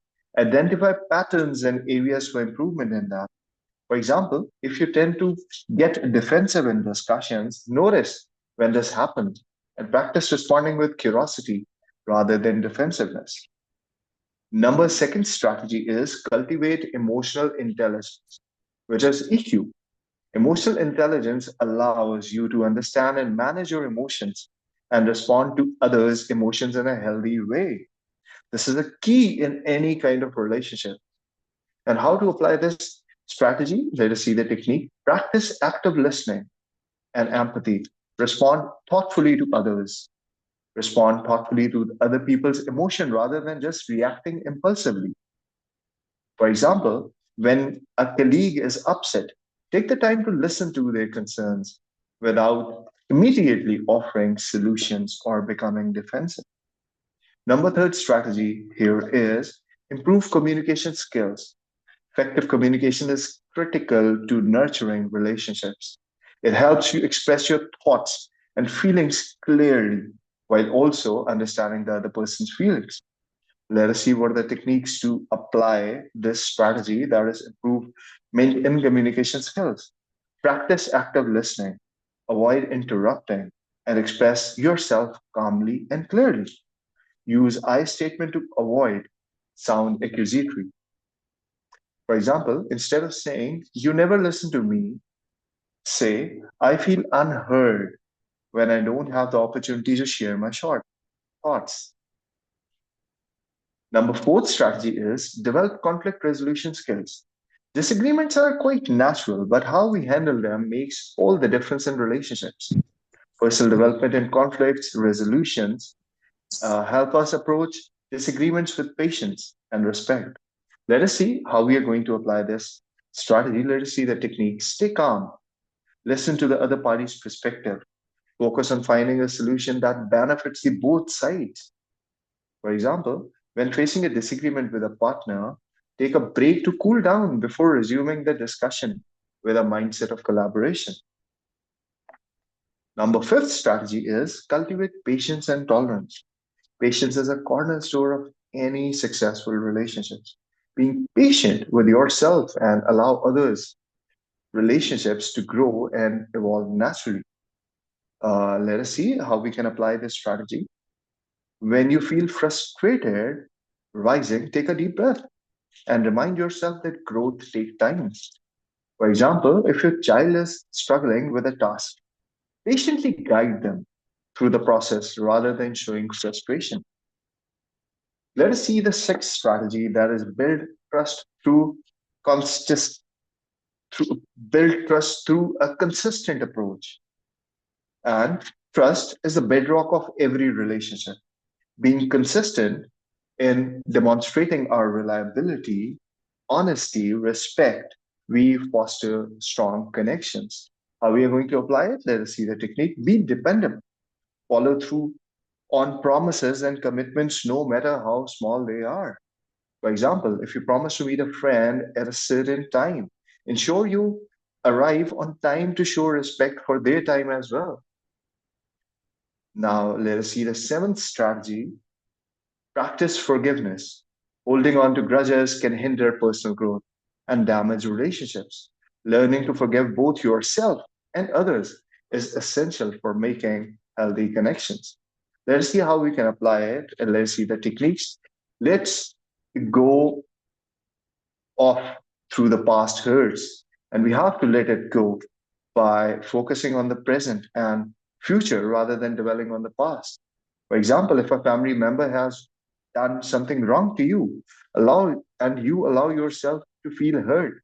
But rather than this, choose to forgive them so that you can move forward together. And the eighth strategy is be open to feedback.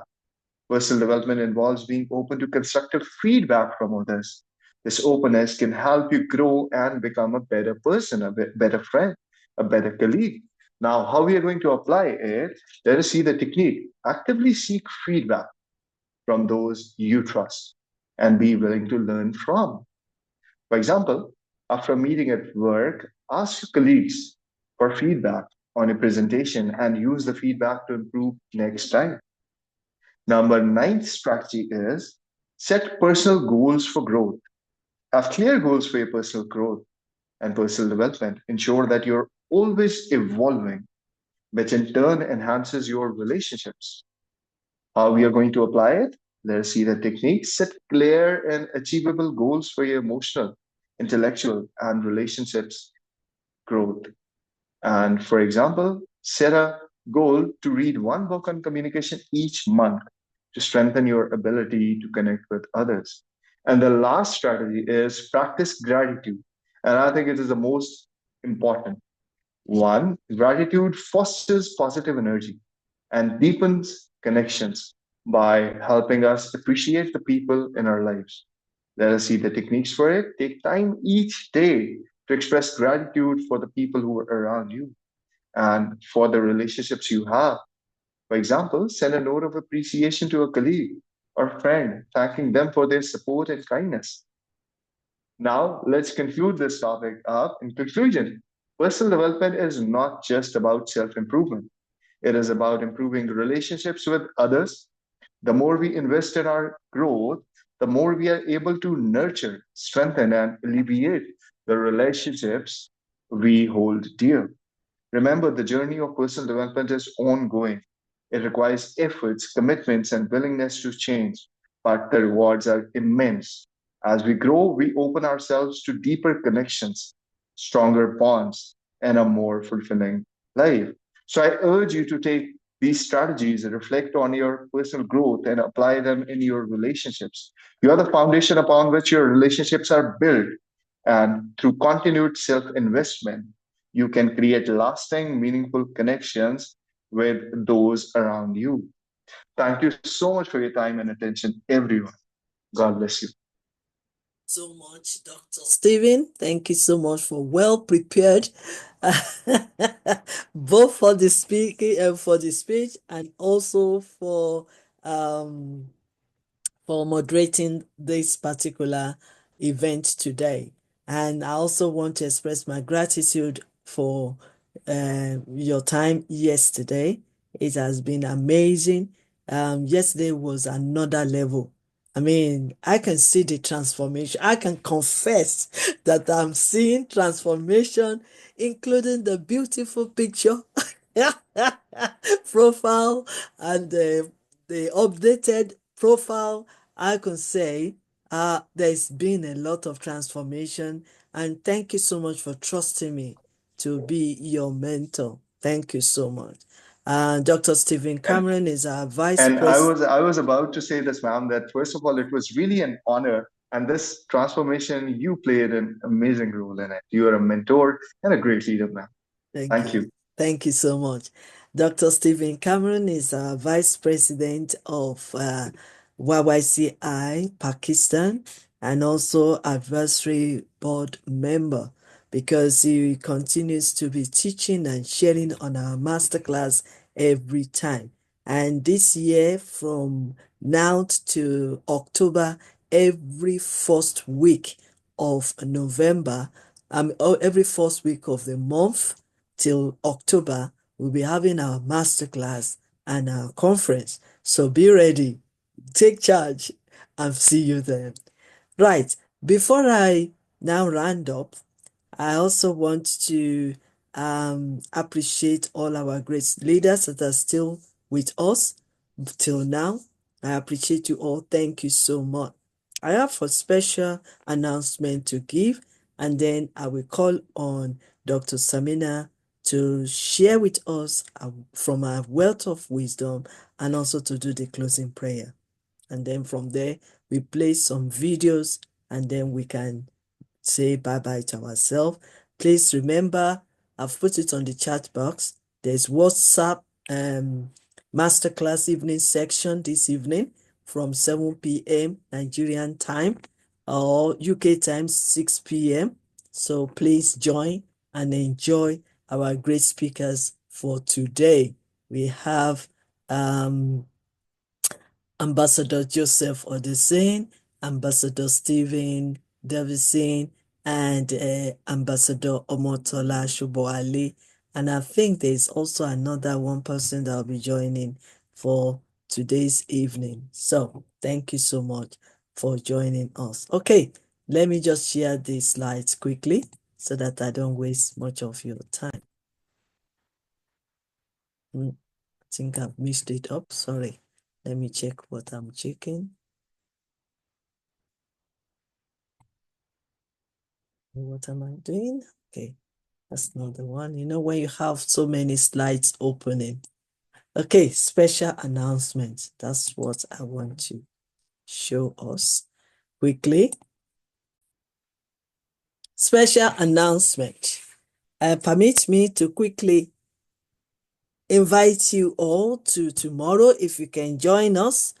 Well, a young girl will be celebrating 60 years of life, and she will be launching in 2 books, latest books, one for Masterclass mindset for transforming your finance to create wealth, and also the second one, mindset for transforming leadership and management. So these books will be launched tomorrow, as well as YYCI outreach. And we'll be having a lot of great leaders as well as yourself joining us tomorrow. We're expecting our very first royal patron, His Excellency, His Eminent Royal Excellency, Ambassador King Engineer Professor Onyenche Promise Obina, to join us as he will be gracing the occasion of celebrating His Royal Princess, Professor Elizabeth on his 60th birthday. So please join us tomorrow. If you miss tomorrow, we are going to also repeat it again during our Transformational Leadership Conference on Saturday. But bear in mind that our masterclass still continue tomorrow. So our first thing first is to continue with our masterclass, and then in the middle of it, or even after the masterclass, we're going to do a little bit of celebration to celebrate this young lady in our midst. You will know the reason why we have to celebrate her. Probably she is the founder of YYCI International. Okay. I would also like to encourage you to subscribe to YYCI TV because yesterday's video is already available. Please encourage as many people to subscribe to that YYCI TV and to watch the video of yesterday. Today's one also will be available very shortly. These are some of our books that we've written so far, many of them. We have so many programs that is going on, and I want to appreciate my PA as the poet, writer, activist, keynote speaker. I want to appreciate him as well. I think you heard Our Excellency, Our Excellency Ambassador Chief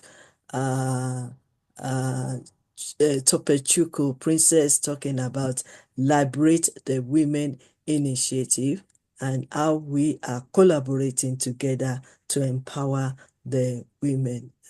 And then this is another organization. Hello? Hello? Hello? Hello? Yes, ma. Yes, Yeah. ma. No. I'm hearing you, ma. I'm hearing you. Okay. So we are, I just spoken about your organization as well. So that is why, and we also have another organization that I'm working with, our grand patron, royal grand patron, King Promise. So we have other things. Okay, now I'm going to introduce our last speaker of the day. And I have last speaker of this morning section, because in the evening, if you can, join us on the WhatsApp to continue our masterclass for the day. But to round up our program, our event, our masterclass for this morning section, I would like to invite Ambassador Dr. Samina Evelyn from Pakistan, our matron, and also president of YYCI Pakistan. So these are the updated, which I'm so pleased to see this, updated profile. Dr. Evelyn, she is a distinguished professional with a diverse and intensive career spanning multiple domains. She's a seasoned educationist, senior trainer, mentor with over 30 years of experience, renowned for her contributions to the field. Dr. Evelyn holds a doctorate in homeopathic and is a respected member of that council.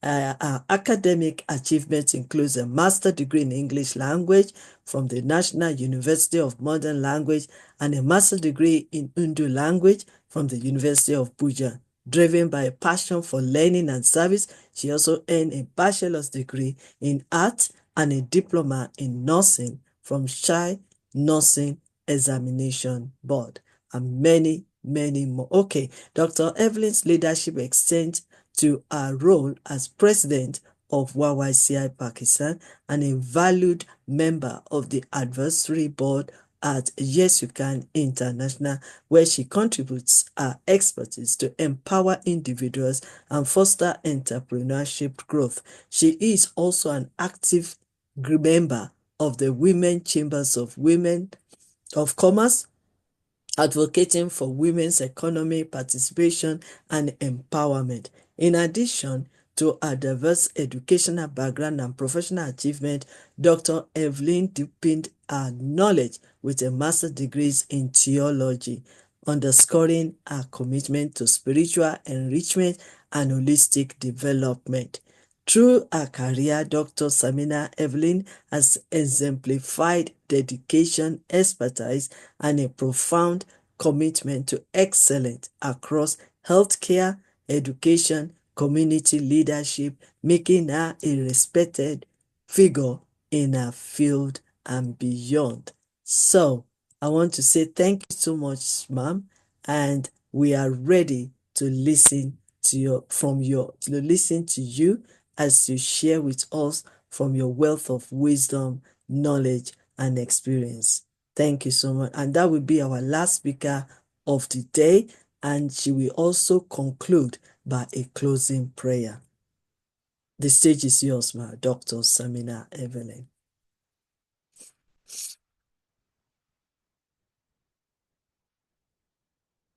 We can't hear you. We can't hear you. I think you need to remove your earpiece. We can't hear you, please.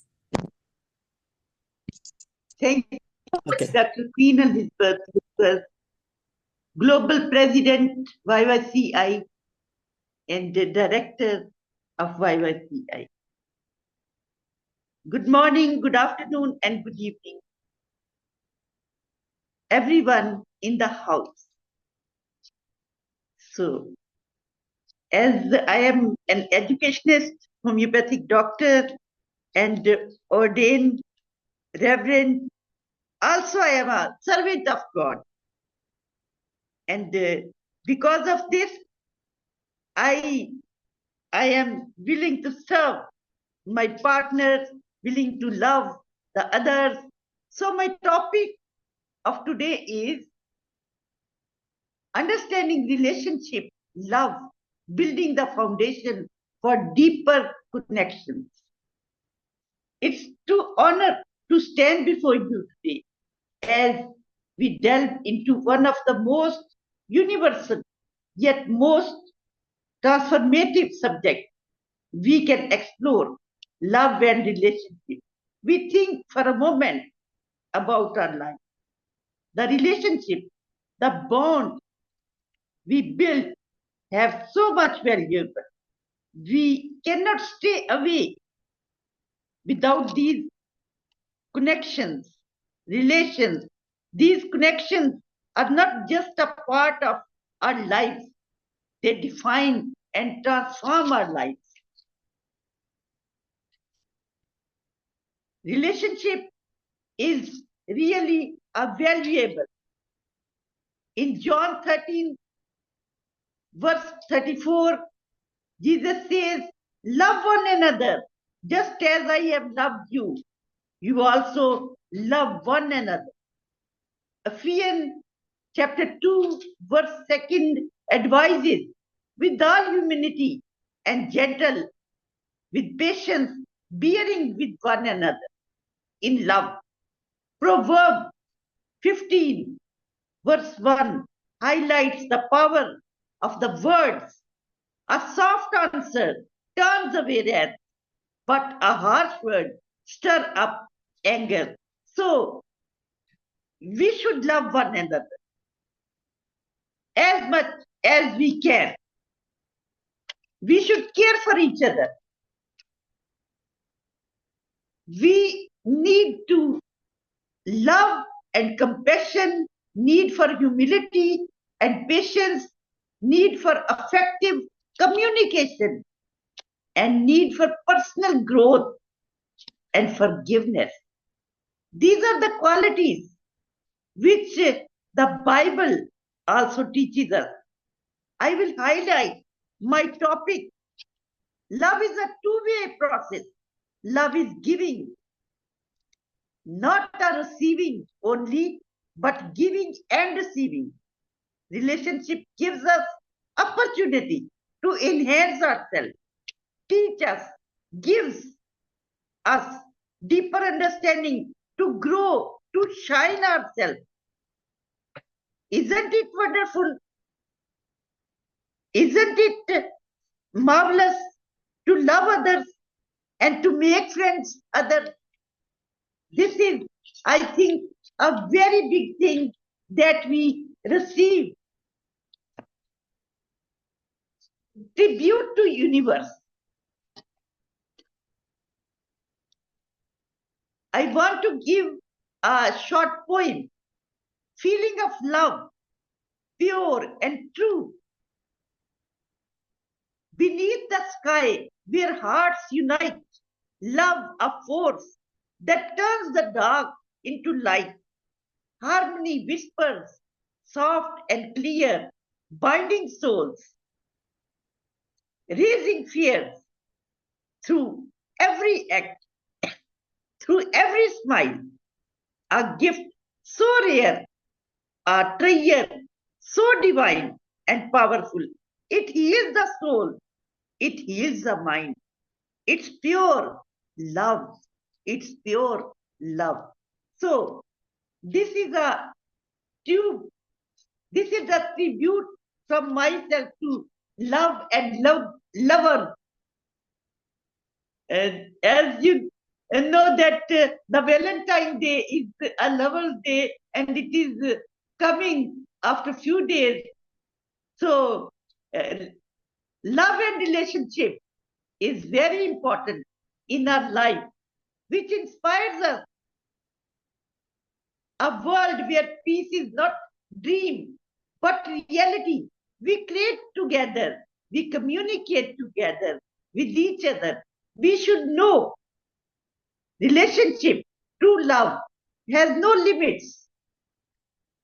And the true harmony begins when we see the beauty in one another. We care for others. We value for others.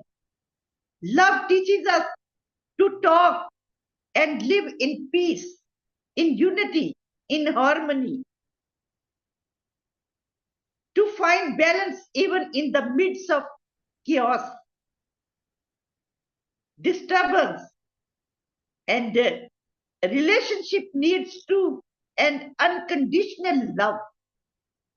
On the other hand, challenges us to grow, to give without expectations, to embrace without judgment, and to stand united even in our differences. Our body language, our communication, our behavior shows our relationship. Love, which is the essence of love, it is the essence of our life. Be sure that when we love others, we receive love. And this is the faith. God is love. It teaches us to love others. I am talking especially to those who are champion of relationship values. Your work is nothing short of transformative. Your work reminds us that love is not ordinary thing. It is not just a feeling, but an action, a bond, a commitment to kindness, relationship, love, understanding, and unity inspire us to be better, to do better, and to live with purpose in this world and for the life after death also. When we love others, people remember us, even we die. Let us not just celebrate your contributions, but also take them as a call to action. May we all strive to create harmony, love in our lives, and love unconditionally, knowing that together we can build a world just like heaven, where everyone feels seen, heard, valuable, living for their co-workers, living for their partners, living for others, sacrifice for others. Just like our Jesus Christ sacrificed his life for the sinners. So I conclude here.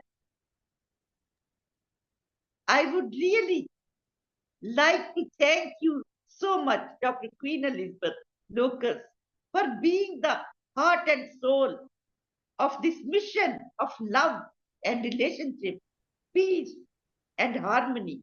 May your light continue to shine brightly, guiding us all towards a brighter and more compassionate future. May God bless you and give you more strength to help us to grow and transform ourselves. Now let's bow our heads Yes, for prayer. can you hold on for a second before you do the closing prayer, please? Just give me 2 seconds. 2 seconds. I need to show the speakers of this masterclass and the conference so that people can bear in mind that we still have a lot of great leaders that will be joining us from tomorrow as well. Let me use this opportunity to quickly welcome Ambassador Gumati Pasachi. Thank you so much for joining us. We're just rounding up. Do you have anything to say quickly? And then tomorrow, maybe you'll be able to teach us on this your topic. You want to say hello to us quickly, please? Thank you so much, ma'am. Much gratitude for all the prayers and the support you had rendered to me, and keeping me and my family in your prayers. Thank you so much for having me. Yes, Ambassador Gumati Presanti just lost her husband, especially during the time of church service. He was preaching, and unfortunately, he went to meet the Lord during that time. So I believe that he's receiving our prayers and our condolences.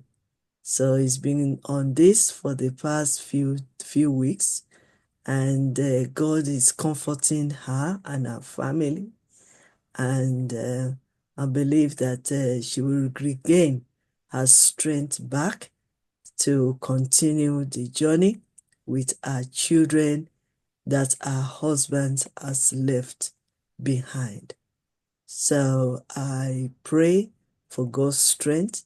I pray for God's comfort. I pray for God's grace upon you. And we also appreciate you joining us this afternoon. Please join us so that you can share with us tomorrow or Friday, whenever you're free. But one thing I want you to know, that you are not alone. God is with you.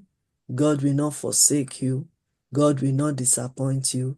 God will be there, right there with you as you mourn your wonderful husband and pastor of the gospel. God bless you. Okay.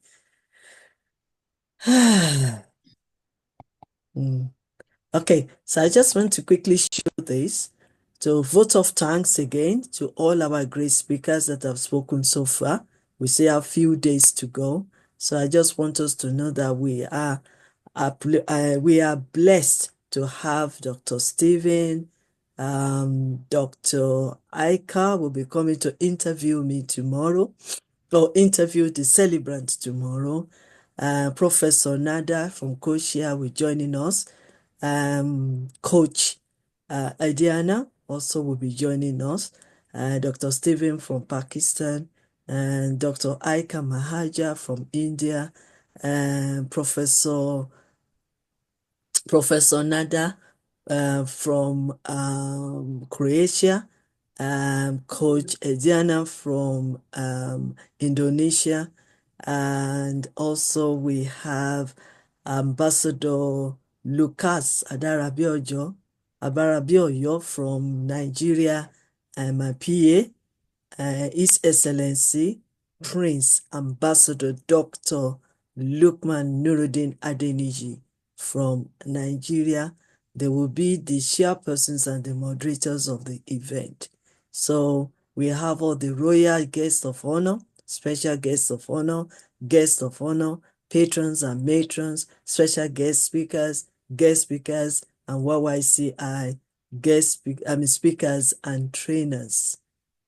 So these are the pictures of all the leaders that will be joining us for these few days for the masterclass and also for the transformational leadership conference. Some of them have already spoken, but they are coming back to celebrate the young lady tomorrow, and they might be even be joining us again on Saturday when we'll be having the world class transformational leaders joining us for the conference. So we appreciate all our great leaders joining us for these few days. So I just think I should just quickly show that. Right. So over to you, Dr. Samina. Lead us in the closing prayer.